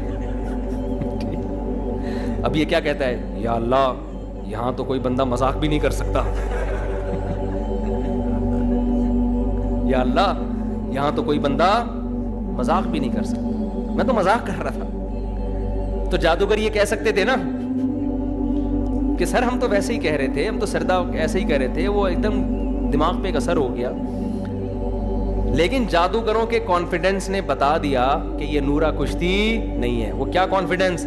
جادوگر کہنے لگے لن نؤثرک علی ما جاءنا من البینات. اے فرعون ہمارے پاس جو موسیٰ کے برحق ہونے کے دلائل آ چکے ہیں نا، ان کے بعد اب ہم تجھے ہرگز ترجیح نہیں دیں گے، تو کچھ بھی کر لے. تو لٹکانا تو بہت ہلکی بات کر رہا ہے, کوئی اس سے بڑی بات کر. تو لٹکانا کیا ہوتا ہے؟ لگے والذی فطرنا, اور ہم اس خدا پہ تجھے ترجیح نہیں دے سکتے جس نے ہمیں پیدا کیا. موسیٰ نے ہمیں اس خدا کی پہچان کرا دی ہے. بھلا جو ہمیں پیدا کرنے والا ہے, تو سلیکٹڈ حکمران اور یا تو وقتی طور پر ایک مصر کا بادشاہ بنا ہوا ہے, ہم اس خدا کو چھوڑ کے تیری پوجا شروع کر دیں, تجھے ترجیح دیں؟ یہ نہیں ہو سکتا. فقضی ما انت قاض, تو لٹکانے کی, قتل کرنے کی بات کرتا ہے, تو اس سے بڑھ کے کچھ کر سکتا ہے تو وہ بھی کر دے, آگ میں ڈال دے, بھوکے کتوں کے حوالے کر دے, شیر کے سامنے ڈال دے, جو کر سکتا ہے کر لے. اب عقل حیران ہوتی ہے, بھائی یہ کیا بات ہوئی, جو مرضی کر سکتا ہے کر لے, کیوں بھائی؟ آگے جواب دے رہے جادوگر, انما تقضی هذه الحیات الدنیا, تو جو کچھ کرے گا اس دنیا میں کرے گا نا, اس دنیا میں زیادہ سے زیادہ سزا کیا دی جا سکتی ہے؟ جلایا جا سکتا ہے, مارا جا سکتا ہے. اور انا آمنا بربنا, ہم جو رب پر ایمان لے آئے نا, تو موسیٰ علیہ السلام کی دعوت تو سنی بھی تھی انہوں نے, ہم جو رب پر ایمان لائے ہیں اس سے جو فائدے ملنے والے ہیں وہ تیرے فائدوں سے زیادہ. وہ کیا ہے؟ لیغفر لنا خطایانا, سب سے پہلے وہ ہمارے گناہوں کو معاف کرے گا. وما اکرہتنا علیہ من السحر, ہم جو پیغمبر کے مقابلے میں آئے ہیں اس جرم کو بھی وہ کیا کر دے گا؟ معاف. توبہ سے ہر جرم. یہ تو خود ہمیں ڈر ہے کہ موسیٰ نے تو دھمکی دے دی تھی عذاب آئے گا, ہمیں تو ڈر تھا عذاب نہ آ جائے. ہم ایمان لائے ہیں, اس سے وہ عذاب جو ہم پہ آنے والا تھا وہ کیا ہو جائے گا؟ ٹل جائے گا. کیونکہ الاسلام یہدم ما کان قبلہ, جب کوئی کافر اسلام لاتا ہے پچھلے سارے گناہ ختم ہو جاتے ہیں. اور واللہ خیر و ابقا, اور اللہ جو بدلہ دے گا وہ تجھ سے بہتر بھی ہے اور ہمیشہ باقی رہنے والا بھی. تو جو دے گا تھوڑے دن میں ختم ہو جائیں گے. جب مائیکل جیکسن مر گیا, ہم نہیں مریں گے کیا؟ مائیکل جیکسن قیامت میں ملے گا, مجھے ضرور پوچھے گا کہ بھائی تو میرے پیچھے کیوں پڑ گئے تھے مولوی صاحب, مفتی صاحب, اور بھی دنیا میں بہت سارے لوگ تھے. انہ من یأتی ربہ مجرما, بس یہ میں کلام ان کا جادوگروں کا کلام ختم کر کے بیان ختم کر رہا ہوں. انہ من یأتی ربہ مجرما, اب یہاں بھی جادوگر ضمیر شان لے کر آئے. انہ فرعون, بات یہ ہے کہ ایکچولی جو ہم ایمان لائے ہیں نا اور تو مار دے پھر بھی ہم اس پر خوش ہیں, بات یہ ہے من یأتی ربہ مجرما, جو قیامت کے دن مجرم بن کے اللہ کے سامنے جائے گا, فإن لہ جہنم, اس کے لیے جہنم کی آگ ہے, لا یموت فیہا ولا یحیا, جس میں نہ موت ہے اور نہ زندگی, وہ بڑا عذاب ہے. ومن یاتہ مؤمنا, اور جو ایمان لے کر آئے گا, وقد عمل الصالح, اپنی قوم کو, دائیں بائیں لوگوں کو تو کس سے کمپیئر کرو؟ آج کے لوگوں سے کمپیئر کرو. تو اسلامی لحاظ سے میں نہیں کہہ رہا پاکستان میں ساری چیزیں اسلامی چل رہی ہیں, لیکن جتنے اسلامی کنٹری ہیں سعودی عرب کے علاوہ, اس میں سعودی عرب اور پاکستان کا پلہ اسلامی ہونے میں سب سے بھاری ہے. جس نے ٹریولنگ کی ہے وہ یہ بات جانتا ہے, سمجھتا ہے بات کو کہ نہیں سمجھتا ہے. خیر, اور سب سے زیادہ تحریکیں یہاں چل رہی ہیں اس ملک کو توڑنے کے لیے. لیبل اسلامی لگایا جا رہا ہے کہ اسلام لا رہے ہیں, لیکن اسلام نہیں آ رہا, توڑنے کی طرف جا رہا ہے. تو ایک ہی رہ گیا ہے, اس کو بھی بیڑا غرق کر دو. کہ خیر, تو میں یہ عرض کر رہا تھا, جو نعمت انسان کو فری پھوکٹ میں ملتی ہے انسان اس نعمت کی قدر نہیں کرتا. ابا کی وراثت دیکھ لو, اکثر جن بچوں کے باپ محنتی ہوتے ہیں بچے سست ہوتے ہیں, اکثر دیکھا ہوگا. وجہ کیا ہے؟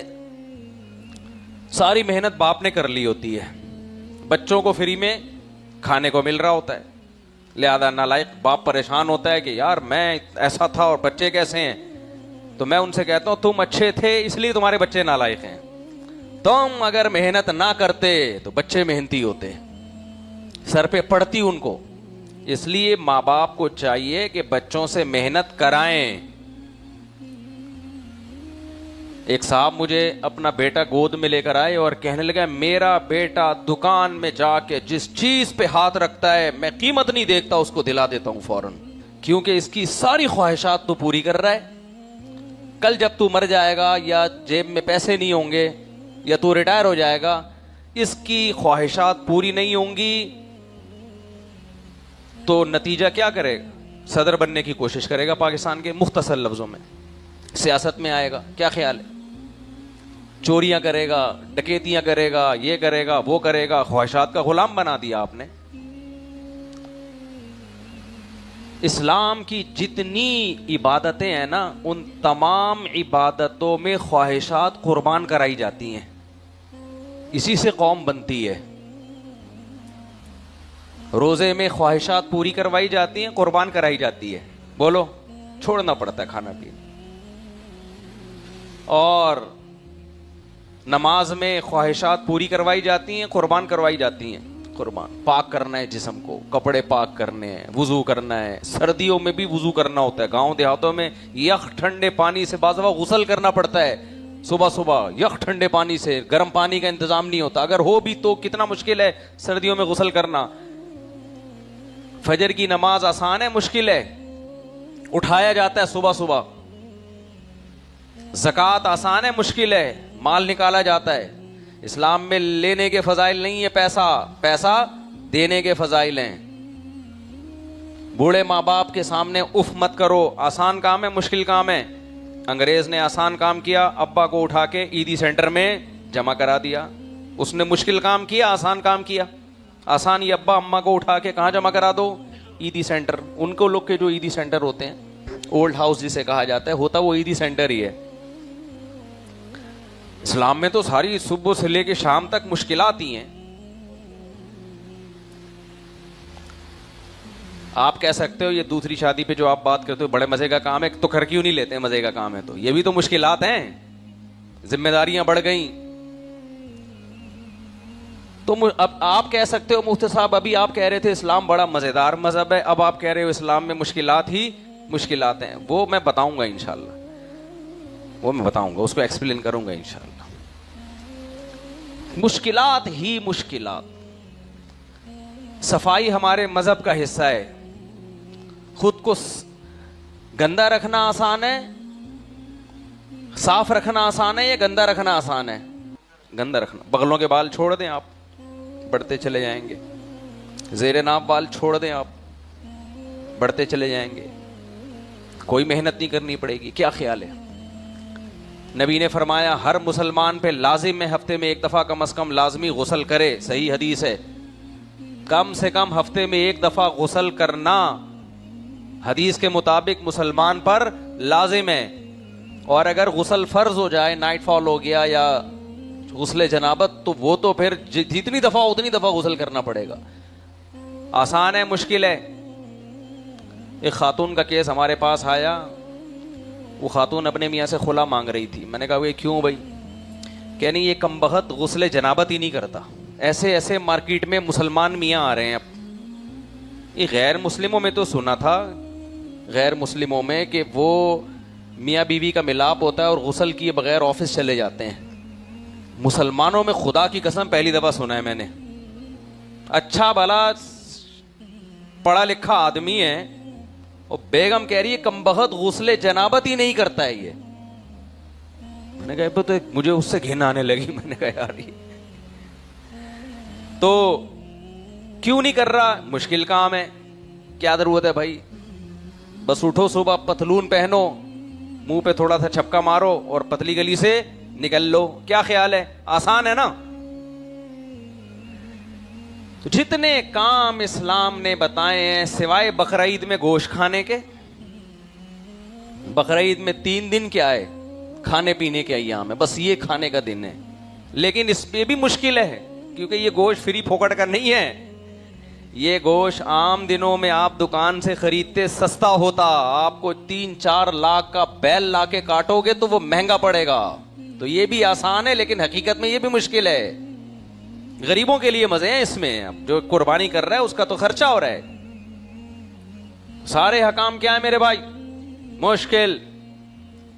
غصہ جاری کرنا آسان, غصہ پینا مشکل.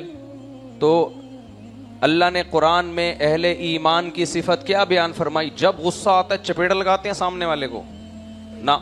والکاظمین الغیظ, ایمان والے لوگ غصے کے کڑوے گھونٹ کو پیتے ہیں, بہت دیکھ کے جاری کرتے ہیں. غصہ کے جاری کرنے کا موقع بھی ہے یا نہیں, ورنہ کیا کرتے ہیں؟ پی جاتے ہیں. کوئی بات نہیں, غصہ ہے. میں نے اپنے بزرگوں کو دیکھا ہے, اللہ ان کی عمر میں برکت دے. میرے اندر یہ خاصیت نہیں ہے. ہمیں بھی غصہ آتا ہے, دل چاہتا ہے بس جماٹ لگا دو, گھما دو سامنے والے, ایسا کر دو کہ پتہ ہی نہ چلے کہ یہ اس طرف منہ کر کے کھڑا ہے یا اس طرف منہ کر کے کھڑا ہے, ایسا ڈیزائن بنا دو اس کا. یہی ہوتا ہے نا غصے میں, گھما دو اس کو, پتہ ہی نہیں چلے کہ سیدھا کدھر سے ہے الٹا کدھر سے. وہ بچپن میں لطیفہ سنتے تھے کہ ایک آدمی کو سردی لگ رہی تھی, تو اس نے پتہ نہیں شرٹ اوپر کر لی, یوں کر کے باندھ لی نا, اور آنکھیں کھول دیں, تو سامنے والے کو پتہ ہی نہیں, وہ سمجھا یہ سرکٹا آ رہا ہے. ہمارے یہاں قبرستان میں جب میں نیا نیا یہاں آیا تو لڑکے کہتے تھے مفتی صاحب ادھر ایک سرکٹا ہے قبرستان میں. وہ یاد رکھو سرکٹے نہیں ہوتے, کچھ لوگ سویٹر اوپر یوں کر کے پہن لیتے ہیں تو وہ دیکھنے میں کیا لگتے ہیں, سرکٹے لگتے ہیں. تو ایک ٹرک آ رہا تھا, دونوں طرف بتیاں تھیں, یہ سمجھا دو بائکیں آ رہی ہیں. کیا آ رہی ہیں؟ دو بائکیں. تو اس نے کہا بیچ میں سے گزار لیتا ہوں. کراچی میں ہوتا ہے یہ سب کچھ, روڈوں پہ لائٹیں نہیں ہے نا, تو ٹرک کو بعض دفعہ دو بائکیں سمجھ کے لوگ بیچ میں گھسیڑ دیتے ہیں. اس کے بعد ان کا وہ حشر ہوتا ہے کہ پتہ ہی نہیں چل رہا ہوتا ہے سیدھا کدھر سے ہے اور بولو الٹا کہاں سے. تو وہ تو اس نے تو سویٹر یوں کیا ہوا تھا, تو ٹرک ڈرائیور سمجھا شاید اس کی گردن مارکیٹ سے شارٹ ہو گئی. خیر ابھی یہ قصے لمبے ہو جاتے ہیں, میں بات کی طرف آتا ہوں. تو کیا بات کر رہا تھا میں؟ ہاں, تو غصہ جاری کرنا آسان, ہاں غصہ جاری کرنا اس وقت مشکل ہے جب سامنے طاقتور ہو. پتا ہوتا ہے کہ اگر میں نے ایک چپیٹ گھمایا تو یہ آگے سے 10 چپیڑا لگائے. تبھی باس کے سامنے لوگ غصے کو پیتے بھی ہیں, یسر کرتے بھی رہتے ہیں. ہاں مسجد کے امام کے سامنے غصہ آئے فوراً جاری کر دیتے ہیں, یہ نہیں دیکھتے کہ یہ امام ہے, اس کے پیچھے نماز پڑھتے ہیں, تھوڑا سا کیا کرو, صبر کرو. سفید داڑھی والے پہ غصہ آئے فوراً جاری کر دیتے ہیں, حالانکہ نبی نے حکم دیا کہ ان من اکرام اللہ, ان من اجلال اللہ اکرام الشیب المسلم. جو بوڑھا ہوتا ہے سفید داڑھی والا ہوتا ہے اس کی تعظیم در حقیقت اللہ کی تعظیم ہے. تو بوڑھے کے سامنے غصہ جاری بولو مت کرو, خاموشی رہو. مجھے بڑا غصہ آتا ہے, لوگ مسجد میں کہتے ہیں ہماری مسجد میں فلاں بڈھا وہ یہ بڑا چیختا ہے. یار یہ بڈھے کا لفظ نہ بولو, بزرگ بول لو یار. کہاں سے ڈراموں سے سیکھ رہے ہو, فلموں سے سیکھ رہے ہو, کہاں سے سیکھ رہے ہو؟ پہلے زمانے میں جب اسلام دنیا میں غالب تھا نا, اتنی رسپیکٹ ہوتی تھی بزرگوں کی کہ لوگ داڑھی سفید کیا کرتے تھے. آج داڑھی جو سفید ہے وہ کالی کر رہا ہوتا ہے تاکہ جوان نظر آؤں. پہلے زمانے میں جب مسلمانوں میں بزرگوں کا احترام تھا نا, ان احادیث کی وجہ سے کہ بھئی سفید ریش کا ہم نے کیا کرنا ہے, احترام, تو اتنا رواج بڑھ گیا تھا. جوان لوگ داڑیاں سفید کرتے تھے تاکہ میچور نظر آئیں, بوڑھے نظر آئیں, اور لوگ ہماری رائے کو ویلیو دیں, لوگ ہمیں رسپیکٹ دیں. یہاں تک کہ فقہا کو لکھنا پڑا کہ جیسے داڑھی کو کالا کرنا غلط ہے, سفید کرنا بھی کیا ہے, غلط ہے. یہ مسئلہ لکھنا پڑا. یہ دھوکہ دے رہے ہو لوگوں کو, تم ہو نہیں بزرگ, بلا وجہ زبردستی بزرگ بن رہے ہو. یہ اس زمانے کی بات ہے جب اسلام دنیا میں غالب تھا اور مسلمان اپنے دین پر تھا.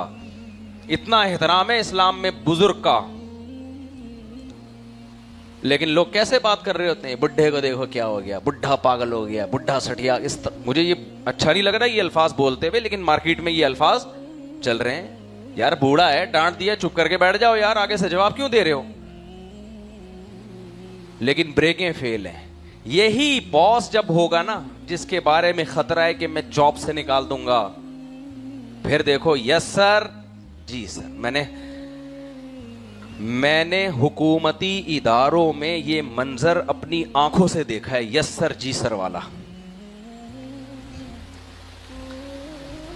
میرا پلاٹ کا بزنس تھا نا 15-20 سال پہلے, مجھے کسی پلاٹ کی فائل کے سلسلے میں کسی حکومتی ادارے میں جانا پڑ گیا. تو میں نے دیکھا وہ جو آفیسر ہے نا, جس کا کام ہے آخر میں جب وہ سائن کرے گا تو اپروول ہوگی, اس کے سائن کے بغیر اپروول نہیں ہوگی.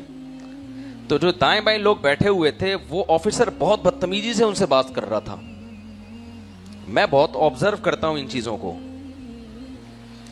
تو بدتمیزی سے بات کر رہا تھا, تو وہ جتنے بھی تھے نا وہ نو سر, یس سر, جی سر, ایک کو بھی غصہ نہیں آ رہا.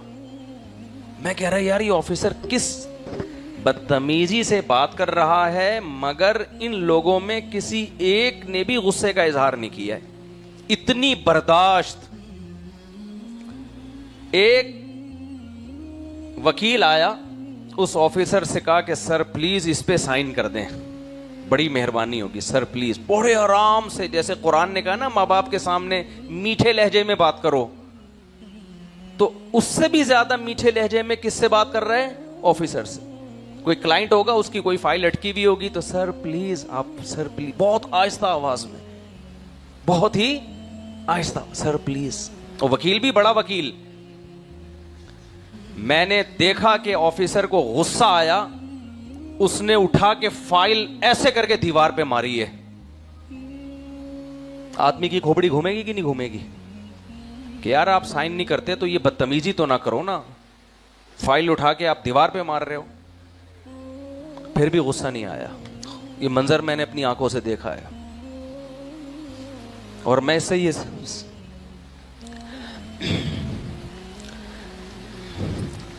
اس سے میں یہ سیکھ رہا تھا کہ اللہ نے جو کہا ہے نا ماں باپ کے سامنے آواز پست کرو, یہ ہمیں سمجھ میں نہیں آتا. باپ اگر غصے سے کوئی چیز اٹھا کے پھینک دے, اولاد کا ایٹیٹیوڈ دیکھو کیسے ماتھے پہ لکیریں آتی ہیں اور کیسے جواب دیا جاتا ہے. لیکن باپ کے سامنے, ماں کے سامنے اور باپ کے سامنے یہ رویہ برداشت بولو نہیں ہوتا. لیکن اس وکیل کو میں نے دیکھا کہ آفیسر نے جب فائل اٹھا کے پھینکی ہے نا ایسے, پھر بھی وکیل کو غصہ نہیں آیا. فائل اٹھا کے لایا, پھر سر سے ریکویسٹ کرنے لگا, سر پلیز, سر پلیز, اور بالآخر اس نے سائن کر دیے. سمجھ میں آ رہی ہے بات کہ نہیں آ رہی ہے؟ تو یہ جو کہتے ہیں نا ہمیں ماں باپ کے سامنے زبان چل جاتی ہے, ہم سے برداشت نہیں ہوتا, بھائی آپ سے برداشت ہوتا ہے. دو ٹیکنیکل فالٹ ہیں آپ کے اندر. ایک ماں باپ کے احسانات بھول گئے ہو کہ تمہاری ماں نے تمہیں کیسے پالا تھا, اور تمہارا باپ تمہیں یہ شیلٹر نہ دیتا تو تمہیں یہ عزت نہ ملتی. تمہاری ماں بھی تمہیں عزت کے ساتھ نہیں پال سکتی تھی اگر باپ کی سپورٹ نہ ہوتی. یہ بھول گئے ہو. دوسرا, آخرت کا میں اللہ کے سامنے حساب بھول گئے ہو. یہ دو فالٹ ہیں تمہارے اندر. اگر یہ دو فالٹ نہ ہوتے تو جتنی اس آفیسر کی برداشت کر رہے ہو, خدا کی قسم اس سے 10 گنا زیادہ اپنے ماں باپ کی برداشت کرتے. میرا خیال ہے نہیں آ رہی سمجھ میں بات.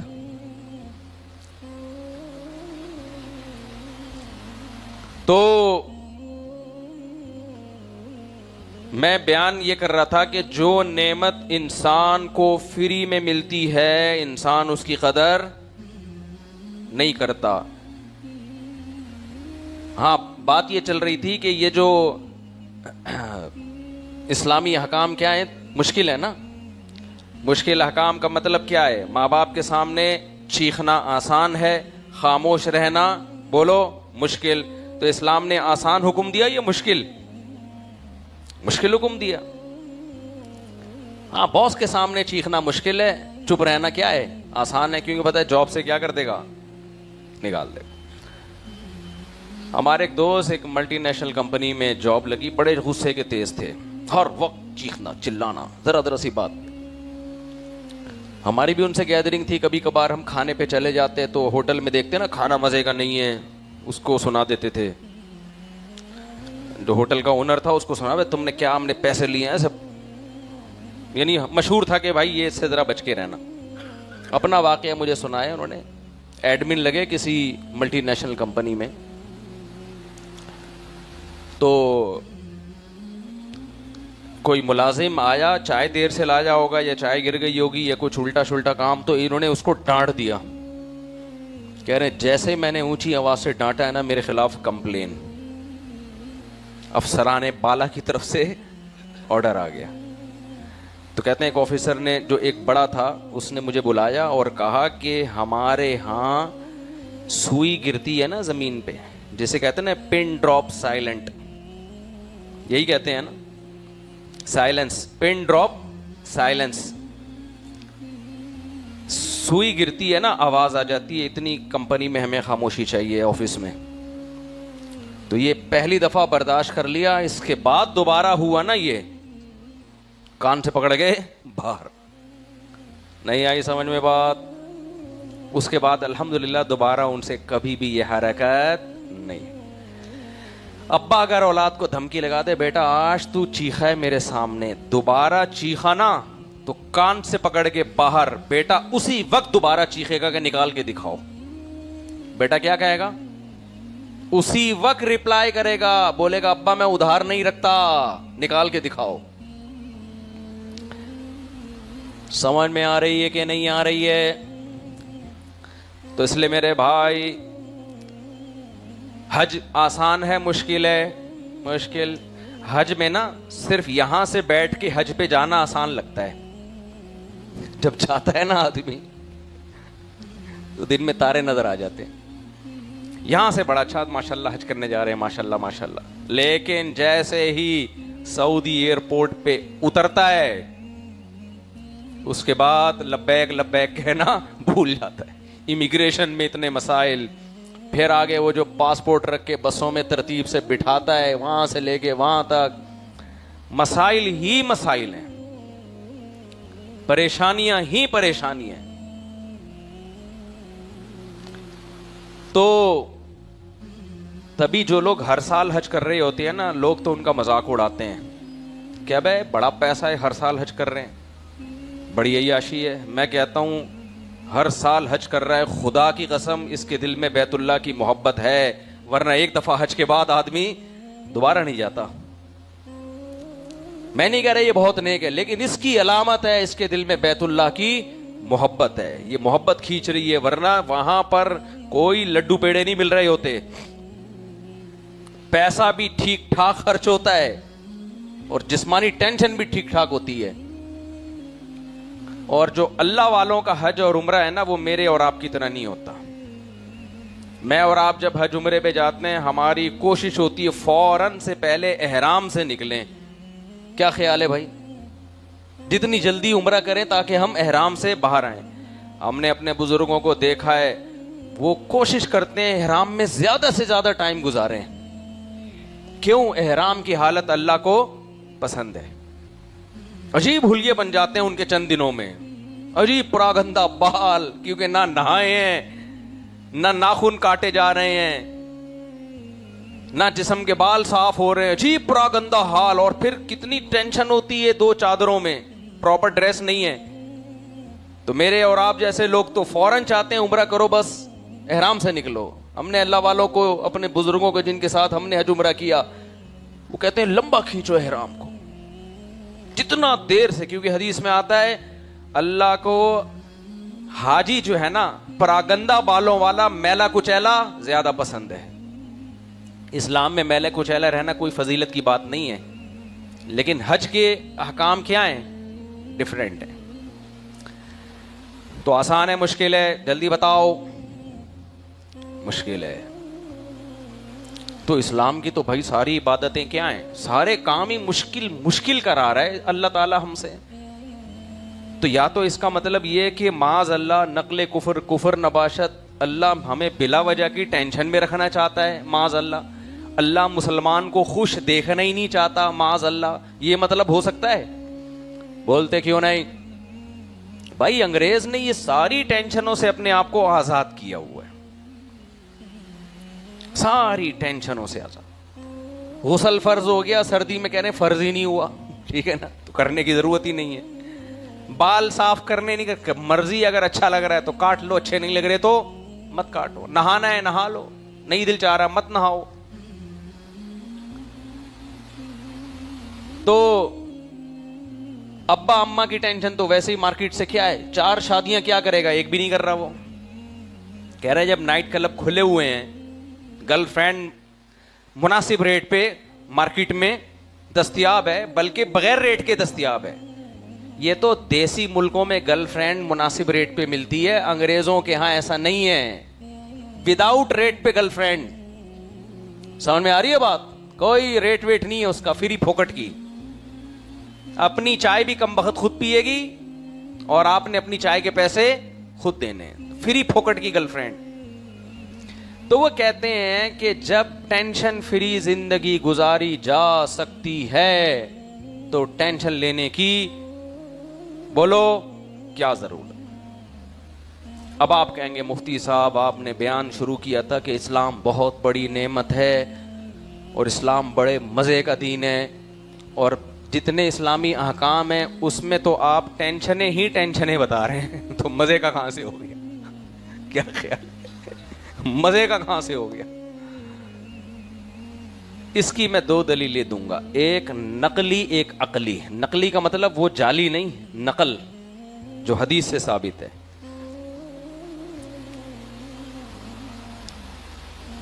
ایک طرف ہمیں نبی نے یہ بتایا کہ اسلام میں پریشانیاں ہیں, دنیا مسلمان کے لیے ایسے ہے جیسے قید خانہ, یہ بھی حدیث میں. لیکن دوسری طرف حدیث نے ہمیں کیا بتایا؟ ذاق طعم الایمان من رضی باللہ ربا وبالاسلام دینا وبمحمد صلی اللہ علیہ وسلم نبیا. نبی نے فرمایا جس نے اللہ کو اللہ مان لیا, اسلام کو اسلام مان لیا, اپنا دین مان لیا, اور نبی کو رسول مان لیا, وہ ایمان کا ذائقہ چکھ لے گا. کیا مطلب؟ ایمان کا جو مزہ ہے نا وہ اس کو محسوس ہونا شروع ہو جائے گا. تو پتہ چلا اسلام تو بڑا مزیدار مذہب ہے نا, اتنا مزے کا ہے کہ اس کو تشبیہ دی جا رہی ہے جیسے کوئی کھانے کی چیز جس کے کھانے میں انسان کو بہت مزہ آ رہا ہو, ایسی چیز. تو یہ مزے کا ان لوگوں کے لیے ہے جو اپنے آپ کو اللہ کے سامنے سرنڈر کر دیتے ہیں. بس اللہ اپنی نہیں چلے گی, اب چلے گی کس کی؟ بولو, صرف تیری چلے گی. حدیث سے ہمیں یہی پتہ چلتا ہے. اب ہمارے باڈی پہ چلے گی کس کی؟ جس چیز سے تو روکے گا رک جائیں گے, چاہے مزہ آئے یا نہ آئے. جس کو تو کہے گا کر لو کر لیں گے, چاہے مزہ آئے یا نہ آئے. ایک دفعہ یہ جذبہ پیدا کر لو, جب یہ جذبہ پیدا ہو گیا تو پھر ایمان کا ذائقہ اور ایمان کا مزہ محسوس ہونا شروع ہو جائے گا. دیکھو اسلام میں روزہ ہے, ٹینشن ہے نا, لیکن افطاری بھی تو ہے. جو روزہ نہ رکھے اس کو افطاری کا مزہ آئے گا؟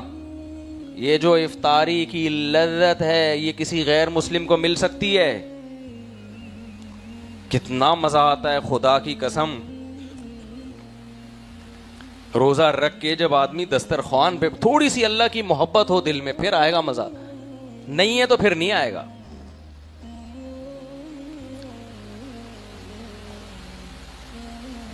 اللہ کی محبت ہو نا, روزہ رکھ کے جب آپ دسترخوان پہ بیٹھتے ہیں بھوکے پیاسے, اللہ کے حکم سے رکے ہوئے تھے, اب اللہ کے حکم پہ کھا رہے ہیں.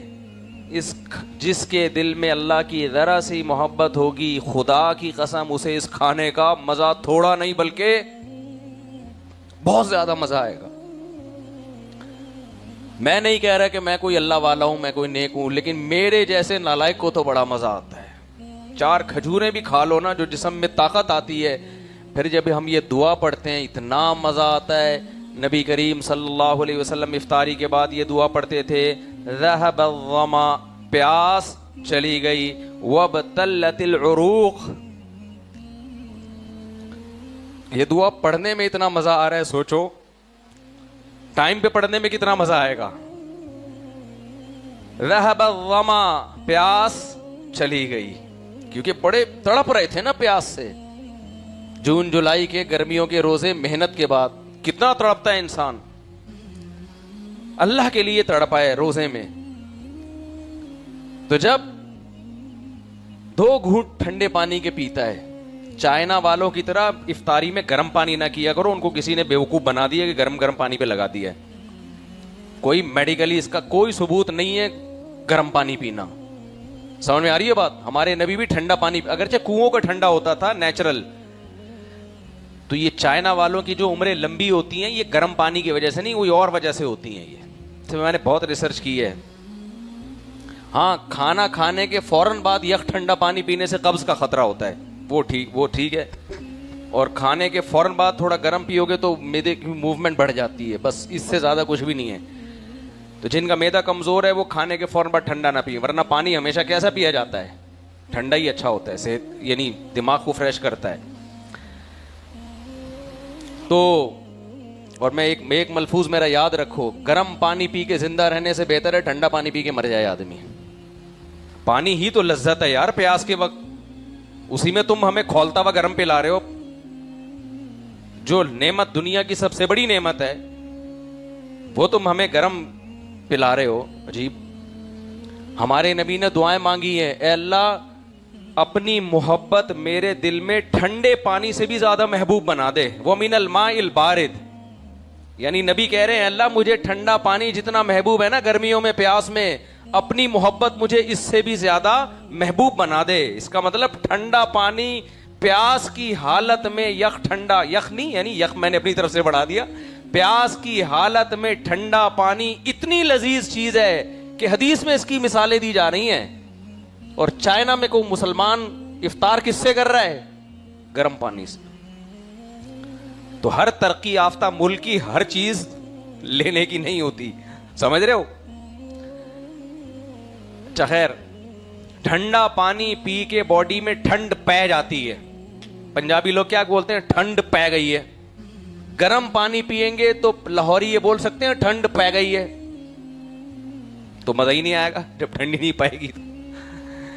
اچھا خیر، تو ہمارے نبی نے یہ دعا، ہاں ٹھنڈا سے مراد نیچرل ٹھنڈا ہو، یہ والا ٹھنڈا برف والا شاید کسی کو نقصان دے. ہمارے حضرت تو بالکل برف کا ہی ٹھنڈا پیتے تھے، اور پھر بھی ماشاءاللہ کافی لمبی زندگی انہوں نے گزار لی. تو لیکن آپ ڈاکٹر سے پوچھ لینا. تو شدید پیاس میں افطاری کے وقت جو ٹھنڈا پانی پینے کی لذت، تو نبی نے اس لذت کا میں اللہ کا شکر کا اظہار کیسے کیا؟ ذهب الظما، فرمایا پیاس چلی گئی. وابتلت العروق، رگیں تر ہو گئیں. گرمیوں کے روزے میں نا شام کے وقت انسان کیسا سوکھا سوکھا سا ہو جاتا ہے. کیا آم کی دو قسمیں ہیں، ایک تازہ آم اور ایک جب آم سکھا لے تو نچڑا ہوا آم. نچڑا ہوا آم کیسا ہوتا ہے؟ کوئی اچھا لگتا ہے دیکھنے میں؟ تو روزے کی حالت میں مغرب سے پہلے گرمیوں کے روزے میں انسان کی حالت ایسی ہی ہوتی ہے جیسے انگور جو کشمش بننے کے بعد انگور کی حالت ہوتی ہے. دیکھنے میں انگور اچھا لگتا ہے، کشمش میں نے بولا ڈبل ثواب ملے گا اگر بولو گے تو. انگور دیکھنے میں کیا لگتا ہے؟ اچھا، اور کشمش کھانے میں اچھی ہوتی ہے لیکن دیکھنے میں کیا ہوتی ہے؟ بالکل اس کا وہ دیکھنے میں اس کے وہ اٹریکشن ہی ختم ہو گئی. تو افطاری کے وقت گرمیوں کے روزے میں بھی انسان کی حالت ایسی ہی ہوتی ہے. ایسی حالت میں جب اللہ کے حکم پہ پیاس برداشت کی اور اللہ کے حکم پہ جب پہلا گھونٹ حلق میں اترتا ہے، آہا ہا ہا، کاکڑ دنہ ہوتا ہے کہ نہیں ہوتا؟ وہی جو قوالی میں ابے نئے نئے لوگ آتے ہیں، دیکھو قوالی جب شروع ہوتی ہے نا تو شروع میں آرام آرام سے چل رہی ہوتی ہے، پھر ایک دم کاکڑ دنہ جب عروج پہ پہنچتی ہے نا اپنی، تو پھر کیا ہوتا ہے؟ کاکڑ دنہ. تو اس کو کہتے ہیں اب یہ اپنی پیک پر ہے.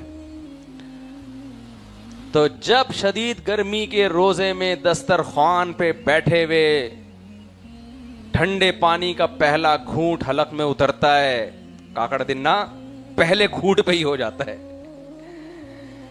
تو ہمارے نبی صلی اللہ علیہ وسلم جب روزہ افطار کرتے، ذهب الظما، پیاس چلی گئی. ارے یہ کہنے کی کیا ضرورت ہے، سب کو پتہ ہے چلی گئی. ہمارے نبی اپنی زبان سے یہ الفاظ دہرا کر اللہ کا شکر ادا کر رہے ہیں، اور شکر کی جو لذت ہے وہ لذت بھی حاصل کر رہے ہیں. بھائی پیاس کی ختم ہونے کی لذت تو ہے، اللہ کا شکر ادا کرنے کا بھی تو مزہ ہے نا، وہ بھی تو حاصل کرو. اہل اللہ کو اس پیاس ختم کرنے میں وہ مزہ نہیں آتا جو اللہ کا شکر ادا کرنے میں مزہ آ رہا ہوتا ہے. ہمارا رب یہ بھی تو کر سکتا تھا مت پیو بس. اب پینا ہے تو چائنا والوں کی طرح گرم پانی سے روزہ افطار کرو. یہ بھی تو اللہ کہہ سکتے تھے نا. ٹینشن پہ ٹینشن ہو جاتی. کیا خیال ہے؟ نا نا نا اب اجازت ہے. ہمارے نبی پہاڑ پہ نا ایک شخص کو کھڑا کرتے اور کہتے دیکھ کے بتاؤ سورج جیسے ہی غروب ہو بتا دینا. وہ صحابی پہاڑ پہ کھڑے ہو کر نبی کو اشارہ کرتے غروب ہو گیا. ادھر اشارہ کیا غروب, ادھر آپ نے کھانا شروع کیا. یہ بتانے کے لیے کہ ہم اللہ کی نعمت کے محتاج ہیں. جو نعمت اللہ ہمیں دینا چاہتا ہے بھوک اور پیاس کے ساتھ کے بعد, جو لذت دینا چاہتا ہے, ہم اس لذت سے اجتناب نہیں کریں گے. تو آپ فرماتے ذهب الظما, بھائی مجھے ٹائم تو بتا دو, ایسا نہ ہو آپ لوگ کو بھی پیاس. کتنا کیا 2:20 ہو رہے ہیں, 2:23 ہو رہے ہیں. بس اب اس پہ سنو آپ بولو ہماری تو پیاس ختم نہیں ہو رہی. ذهب الظما, پیاس چلی گئی. وابتلت العروق, رگیں تر ہو گئیں. اور اگلا جملہ سب سے مزے کا فرمایا, یہ مزہ تو آ ہی گیا جسمانی مزہ. وثبت الاجر انشاء اللہ, اور اللہ کے ترازو میں ہمارے نیکیوں میں ایک بہت بڑی نیکی کا اضافہ ہو گیا. اللہ نے لکھ دیا کہ ایک شخص صبح صادق سے لے کے غروب آفتاب تک مجھے خوش کرنے کے لیے بھوکا پیاسا رہا تھا. اس کے عمل میں اس ایک بہت بھاری بھرکم نیکی کا وزن ڈال دو. ایک ترازو ہے نا اللہ کے ہاں, جو برائی کر رہے ہوتے ہیں وہ اس پلڑے میں, جو نیکی کر رہے ہوتے ہیں وہ اس پلڑے میں. تو ایک بہت بھاری بھرکم نیکی ترازو کے اس پلڑے میں لا کے رکھ دی ہے. ٹماٹر خرید رہے ہوتے ہو نا, جب دونوں پلڑے برابر ہو جائیں تو آپ کہتے ہو یار ایک ٹماٹر اپنی خوشی سے ڈال دے, تو صرف ایک ٹماٹر پھینکتا ہے کتنی خوشی ہوتی ہے کہ یہ پلڑا کیا ہو گیا ہے بھائی, تھوڑا سا چک گیا ہے, تھوڑا زیادہ ٹماٹر مل گیا. تو ایک بہت بڑی نیکی صبح صادق سے لے کے غروب آفتاب تک بھوکا پیاسا رہنے کی نیکی اللہ نے ترازو کے پلڑے میں لا کے رکھ دی. خوشی نہیں ہوگی؟ اب بتاؤ اسلام مزے کا ہے یا نہیں ہے؟ اور بھائی جو ٹینشنیں دے رہا ہے وہ وقتی ہیں, اس ٹینشنوں کے نتیجے میں جو لذت مل رہی ہے وہ مزے کی ہے. آج اپنے بوڑھے ماں باپ کو برداشت کرو گے, کل تمہاری اولاد بھی تو برداشت کرے گی, ورنہ سڑو گے اولڈ ہاؤس میں جا کے. انگریز کا بڑھاپا دیکھو, جوانی مت دیکھو. میں نے ایک بیان کیا تھا نا کہ میں ٹرین میں تھا یورپ کی, تو میں نے دیکھا سارے انگریز اتنے ٹھش پش لش پش طریقے سے, کوئی اسٹڈی کر رہا ہے, کوئی جناب لیپ ٹاپ پہ اپنے آفس ورک, سارے ملک اور قوم کی ترقی کے لیے کردار ادا کر رہے ہیں. ہماری ٹرینوں میں بچے ہوتے ہیں, کیونکہ انگریزوں کے بچے نہیں ہوتے نا, پرسکون زندگی ان کی, فوکس. توجہ ہے کہ نہیں ہے آپ لوگوں کی؟ انگریزوں کے بچے نہیں ہوتے. ایک بھی آدھا کہہ لو آپ اس کو, کیونکہ آدھا اولڈ ہاؤس پالتا ہے, آدھا ماں پالتی ہے, تو ملا جلا کے آدھا بچہ رہ گیا یا پونا اس ٹائپ کا, وہ بھی 50 سال میں. خیر, تو اب ہمارے جو لبرل طبقہ جب باہر جاتا ہے ان کی پرسکون زندگی دیکھتا ہے وہ. آپ لوگ کی توجہ مجھے چاہیے. اچھا کیا زندگی دیکھتا ہے بولو؟ پرسکون. وہ ٹرینوں میں جب جاتے ہیں دیکھتے ہیں یار 40-50 سال کا گورا بیٹھا ہوا ہے اور اپنے لیپ ٹاپ پہ اپنے کام کو فوکس, قوم کی ترقی کو فوکس. کوئی ناسا کا سائنٹسٹ ہوگا, کوئی میڈیکل سائنس کا ڈاکٹر, ریسرچ کر رہا ہوگا کینسر پہ, نئی رپورٹ لے کر آ رہا ہو. بچے نہیں ہیں, بالکل سکون. ہماری ٹرینوں میں جاؤ, کبھی کسی کو دیکھا لیپ ٹاپ لے کے بیٹھا ہوا ہے ٹھش پھش, ایک بچہ ادھر گود میں, بیوی ادھر لڑ رہی ہے آپ سے, ہے بھائی؟ آپ بیوی کو دھمکی دے رہے ہو, اسی کھڑکی سے باہر پھینک دوں گا, آرام سے چپ کر کے بیٹھ جا, ابھی ہمیں اکانومی میں یہی سیٹ ملی ہے, اس کے علاوہ کوئی سیٹ نہیں تھی.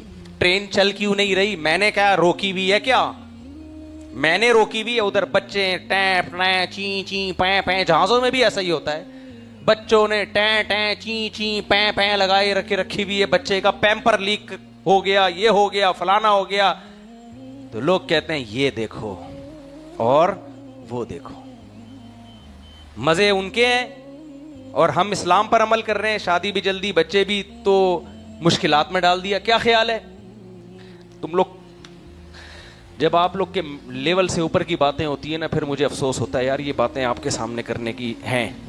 اچھا خیر, تو میرے بھائی یہ رنگ رلیوں پہ زمانے کی نہ جانا اے دل, یہ خزاں ہے جو انداز بہار آئی ہے. یہ جو ٹرین میں گورے اتنے ٹھش پش طریقے سے بیٹھے ہوئے ہیں نا, 10 سال پہلے اسی عمر کے گورے اسی سٹائل میں یہاں بیٹھے ہوئے تھے. اب 10 سال کے بعد ریٹائر ہو کر کہاں سڑ رہے ہیں وہ؟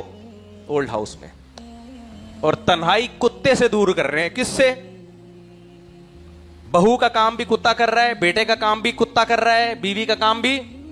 بولو نا, جو بیوی سے محبت چاہیے وہ بھی کتے سے مل رہی ہے, جو بیٹے سے محبت چاہیے وہ بھی کس سے مل رہی ہے؟ کتے سے. جو بہو سے محبت چاہیے وہ بھی کس سے مل رہی ہے؟ کتے سے. جو پوتے سے محبت چاہیے وہ کس سے مل رہی ہے؟ کتے سے. جو نواسے سے محبت چاہیے وہ کس سے مل رہی ہے؟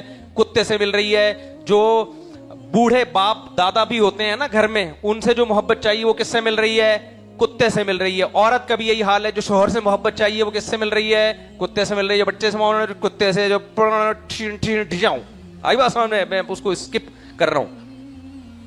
یہ جو میں کہتا ہوں ٹھشیاں ہوں, اس کا مطلب بہت ساری چیزیں ہیں جو میں نے سمندر کو کوزے میں بند کر دیا. تو میرے بھائی یہ جو دیکھ رہے ہو نا تم ٹرینوں میں ٹھش پھش, اس کو بولو تم 10 سال کے بعد تمہارا انجام کیا ہوگا, تو بتائے گا وہی ہے جو میرے باپ کا انجام ہوا ہے. جا کے دیکھ لو اولڈ ہاؤس میں. تو اسلام ٹینشنیں دیتا ہے, لیکن ان ٹینشنوں کے آگے کیا ہے؟ خوشیاں ہیں, راحتیں ہیں. نماز پڑھنا مشکل ہے, پڑھنے کے بعد سکون ملتا ہے کہ نہیں ملتا؟ روزہ رکھنا مشکل ہے, رکھنے کے بعد مزے ہی مزے. شراب پینا آسان ہے, پینے کے بعد زندگی برباد. بچنا مشکل ہے, لیکن جو بچے ہوئے ان کی زندگی آباد. چرس پینا آسان ہے, مزے کا ہے, مزے کی ہے چرس اور ہیروئن, لیکن ہیروئن پینے کے بعد جو حشر نشر ہوتا ہے, اس ہیروئنچیوں کو جا کے دیکھا کرو. کبھی اپنا رشتہ نہیں دو گے کسی ہیروئنچی کو. کوئی آگے آپ کے یہاں بڑا ٹھش پش لشپش سوٹ میں آپ کی بیٹی کے رشتے کے لیے, بیٹا کرتے کیا ہو؟ ہیروئن پیتا ہوں, چماٹ مار کے باہر نکال دو گے. حالانکہ زندگی تو اس کی بڑے مزے میں ہے, تو مزے میں ہے تو دے دو نا اپنی بیٹی, وہ اس کو بھی ہیروئن پلا دے گا. کیا خیال ہے؟ پتہ ہے یہ مزے ادھورے ہیں, آگے کیا ہے؟ زہر ہے یہ زندگی. جو نشے سے بچتا ہے اس کی زندگی مزے کی ہوتی ہے. گندا صاف رکھنا مشکل کام ہے, لیکن مزے کی زندگی صاف ستھرے لوگوں کی ہوتی ہے. میلے کچیلے لوگوں کی زندگی تھوڑی دیر کا مزہ ہے, اس کے بعد ہر وقت جو بدبو اور سڑاند ان کو ٹینشن دیتی ہے. تبھی جو گندے میلے لوگ ہوتے ہیں, میں ان سے کہتا ہوں ایک دفعہ میرے خرچے پہ نہا لے تو جا کے. صابن نہیں دیتا میں ان کو, کیونکہ صابن کو پھر نہلانا پڑتا ہے صرف سے. کچھ لوگ اتنے گندے ہو چکے ہیں پاکستان میں بھی ایسے لوگ ہیں, مسلمانوں میں بھی ہیں, پورے سال میں ایک دفعہ نہاتے ہیں وہ, ایسے لوگ ہیں.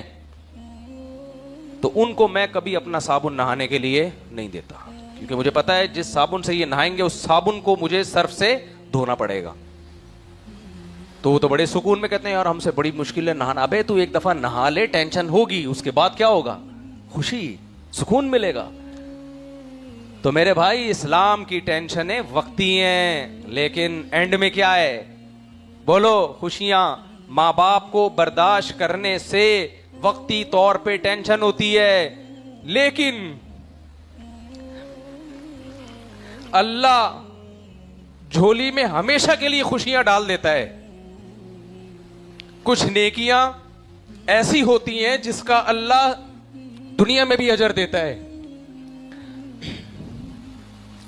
میں نے جتنے لوگوں کو دیکھا نا جنہوں نے اپنے ماں باپ کی خدمت کی ہے, آخرت بعد میں, دنیا میں اللہ نے انہیں پہلے نوازا ہے. کچھ نیکیوں کا اللہ یعنی ادھار نہیں رکھتے, کیش پہ رکھتے ہیں. ادھار آخرت میں بھی ملے گا, دنیا میں بھی دے دیتے ہیں. اسی طرح میرے بھائی زنا میں وقتی خوشی ہے, لیکن زندگی بھر کی ٹینشنیں ہیں. زانی کو سب سے بڑا عذاب جو دنیا میں ملتا ہے وہ زنا کی لت پڑ جاتی ہے اس کو.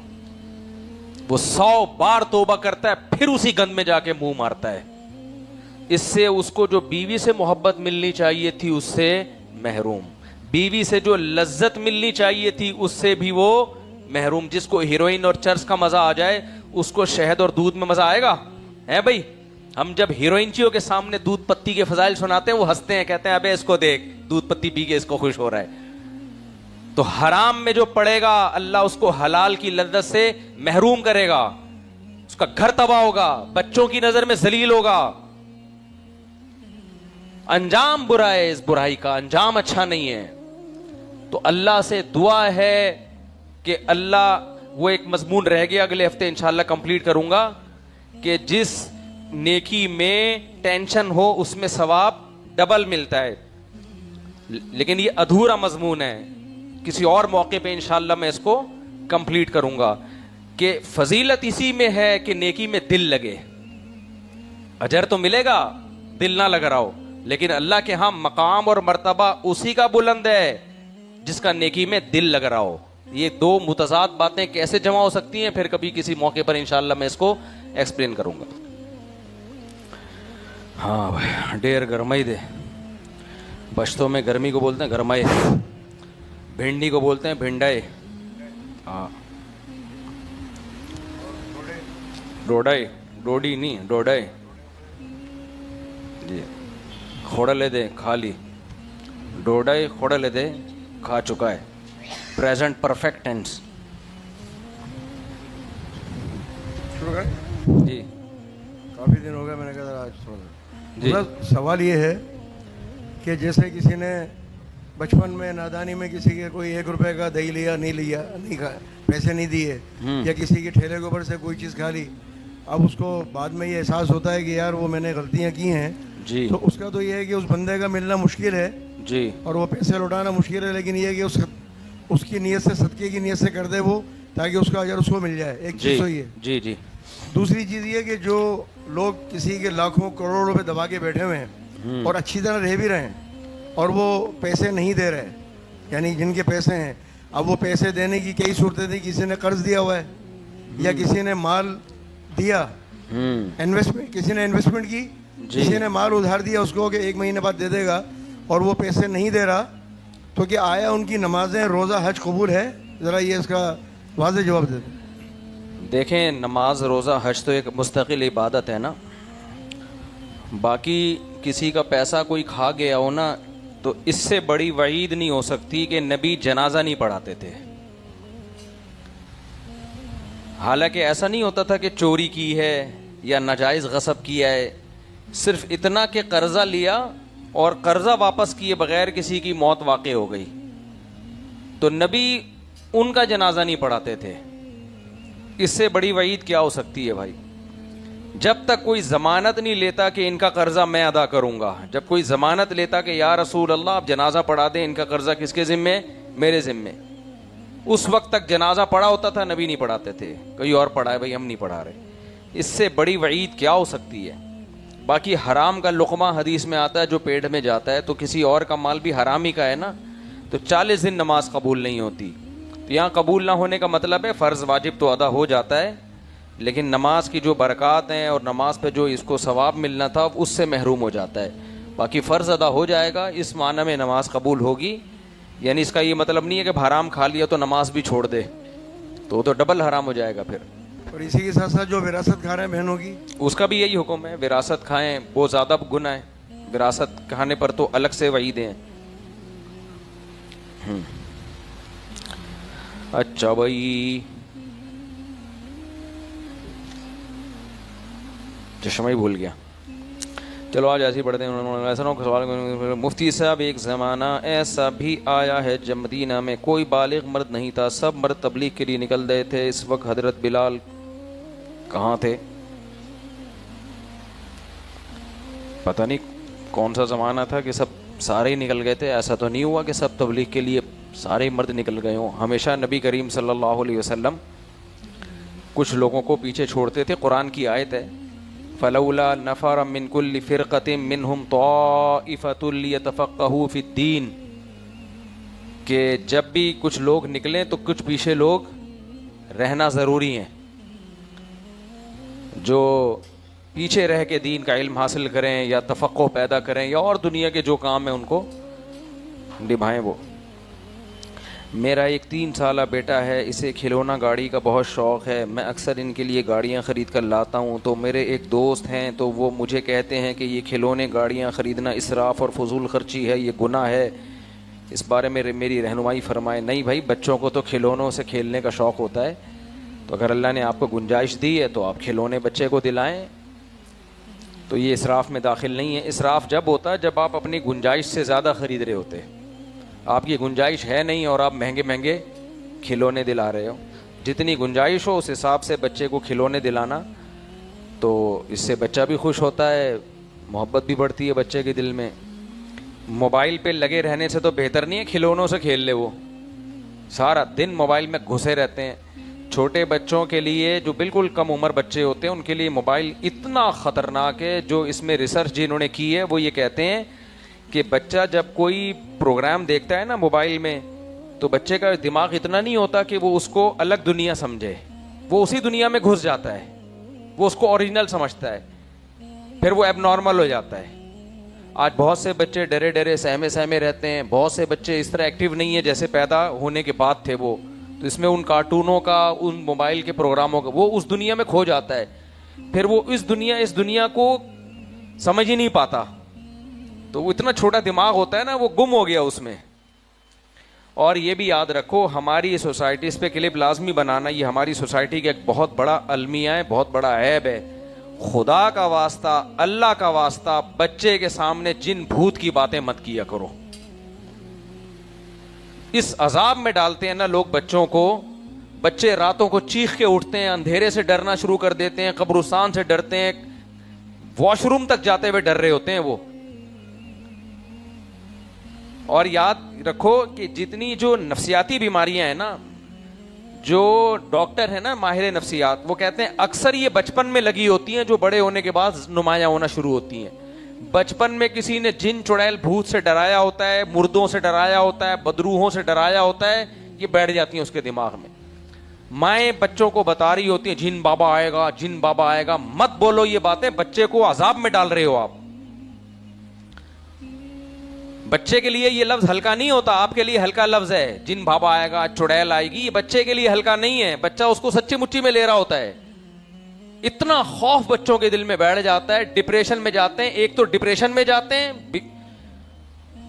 اور پھر جب وہ اس عذاب میں جاتے ہیں تو اس کا پھر علاج عاملوں سے کرانا شروع کر دیتے ہیں, جو اور جن بھوت چڑیل میں ڈال دیتے ہیں ان کو, بجائے کسی ڈاکٹر کے پاس لے جائیں. انگریزوں کے بچے نا رات کو اکیلے جنگل میں چلا جائے گا, وہ نہیں ڈرے گا. مسلمان کا بچہ ہوگا, جن چڑیل بھوت کے عذاب میں اس کو ڈال دیا اس مسلمان نے. بس کر جاؤ یار, ابھی ایک عامل آیا ہوا ہے, پھر وہ جن چڑیل بھوت فلانا سے فلانا ڈمگا. میرا دل چاہتا ہے میں کسی عامل کی نہ طبیعت سے دھوؤں اس کو. جب تک میں زندگی میں یہ کام نہیں کروں گا نا, 4 شادیوں کی خواہش تو پوری کرا دی اللہ نے. ایک بڑی خواہش میری ہے کہ نیک عامل میرے ہاتھ سے پٹے. 2 نمبر عاملوں کو تو میں تھوکتا بھی نہیں ان کی طرف.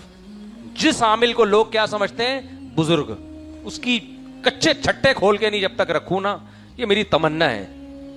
انہوں نے بہت لوگوں کی زندگیاں تباہ کی ہیں. میں ڈپریشن میں جاتا ہوں جن کی باتیں سن کے, اور ان کا جب میرے دماغ میں, اس لیے نہیں کہ ڈپریشن میں کیوں جاتا ہوں میں, لوگوں کی زندگیاں جو یہ تباہ کر رہے ہیں. مارو سالوں کو پکڑ پکڑ کے, کمبختوں کو, بغیرتوں کو. اور نیک آدمی پہ زیادہ غصہ آتا ہے, وہ زیادہ منجن بیچ رہا ہے, چڑیلوں اور بھوتوں کا زیادہ منجن بیچ رہا ہے وہ. تو نیکوں پہ زیادہ غصہ آتا ہے. بس کرو یار, کوئی اور کام میں لگاؤ لوگوں کو.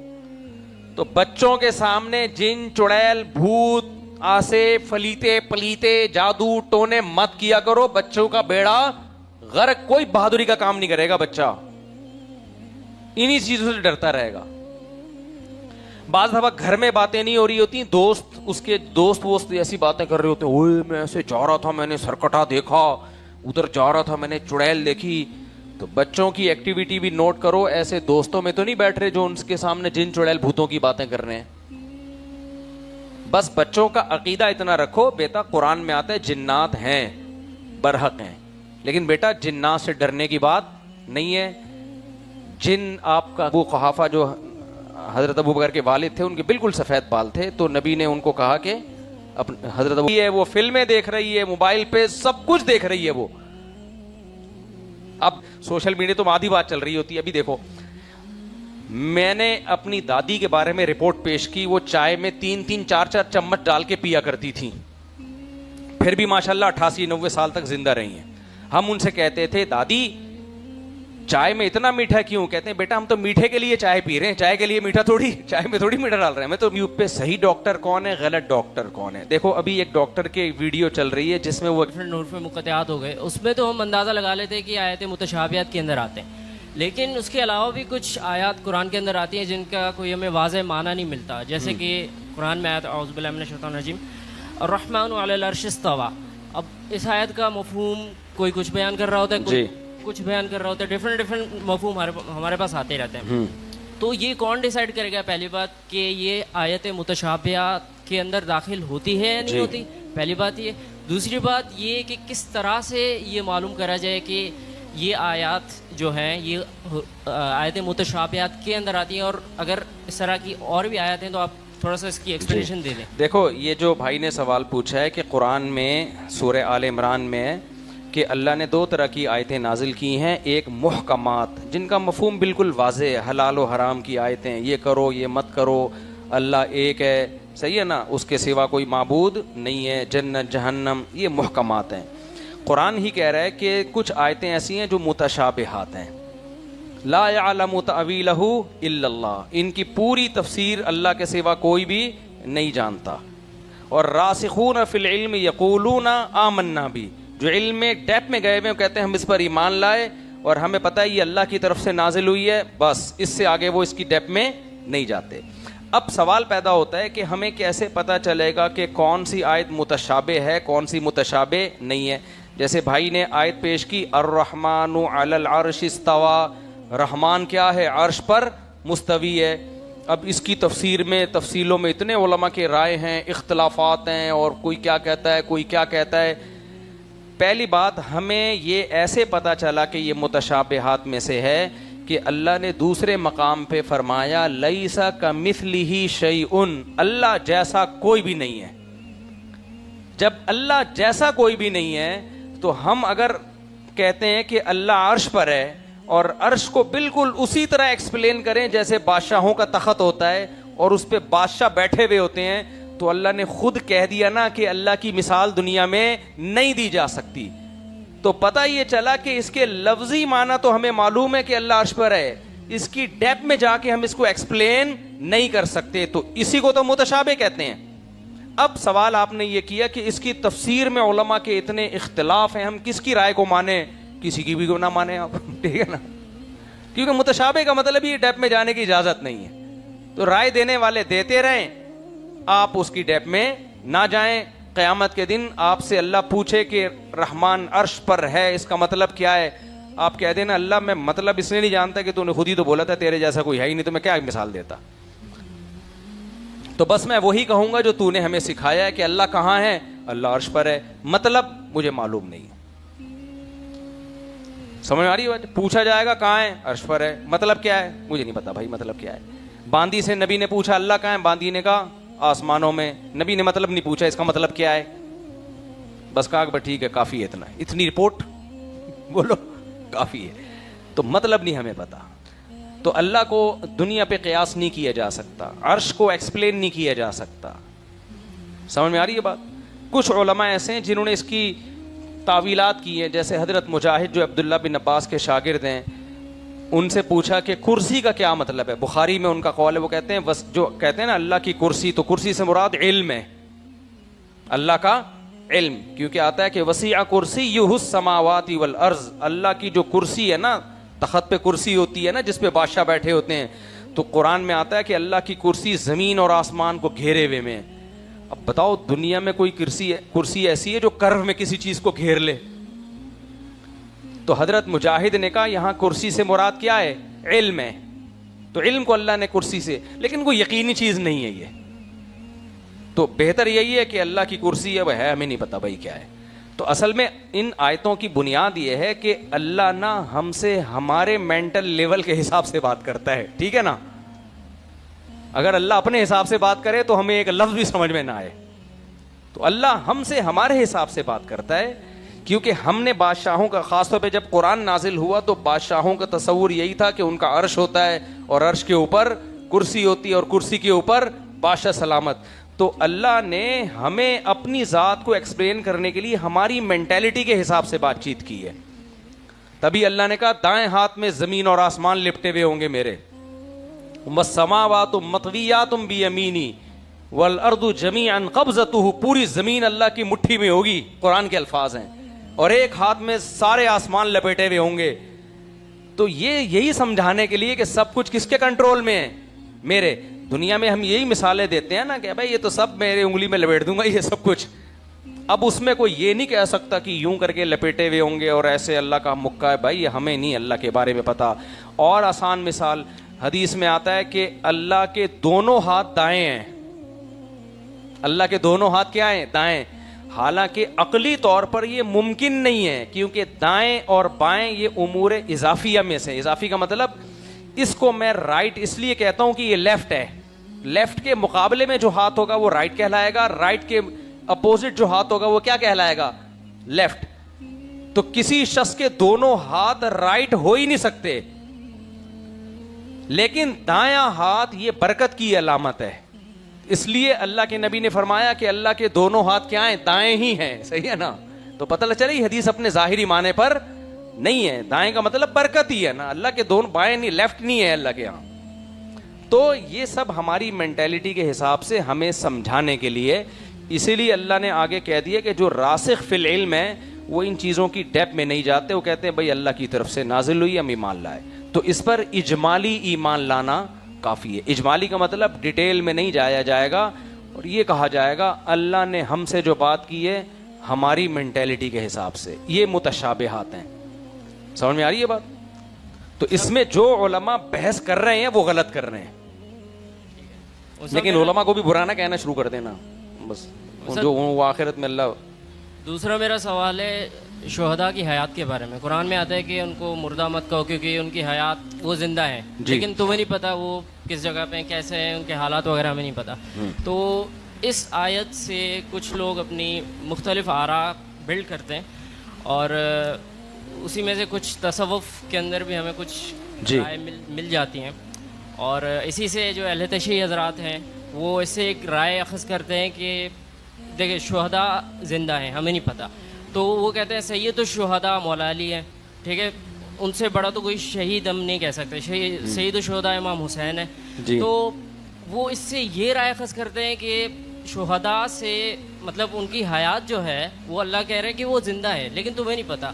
تو وہ کہتے ہیں کہ ہو سکتا ہے اللہ نے ان کو ہمارے اوپر ہماری مدد کرنے کے اوپر، جس طرح اہل تشیع حضرات کا جو موقف ہے کہ رسول اللہ صلی اللہ علیہ وسلم مولا علی ہماری مدد کر سکتے ہیں، تو اس کے اوپر آپ کیا رائے دیں گے؟ اس کا ڈیٹیل دیکھو. شہید زندہ ہے، قرآن نے آگے کہہ دیا وَلَٰكِن لَا تَشْعُرُونَ، تم اس کی زندگی کے بارے میں تمہیں شعور نہیں ہے.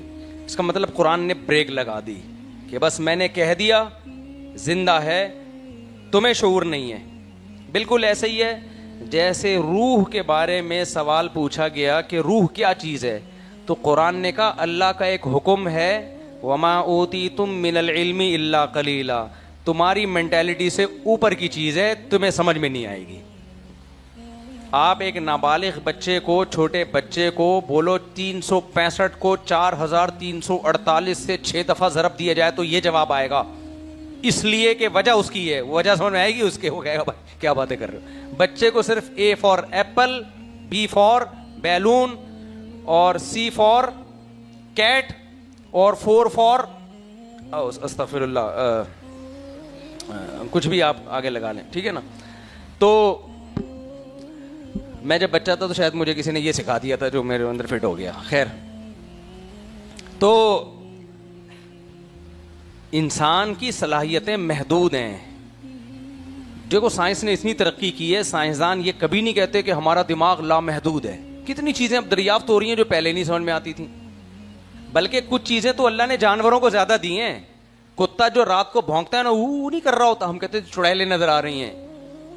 کتے کو مجھے نہیں پتا چڑیلیں نظر آ رہی ہیں نہیں آ رہی، لیکن زمین سے کچھ ریز نکلتی ہیں جو کتا محسوس کر لیتا ہے.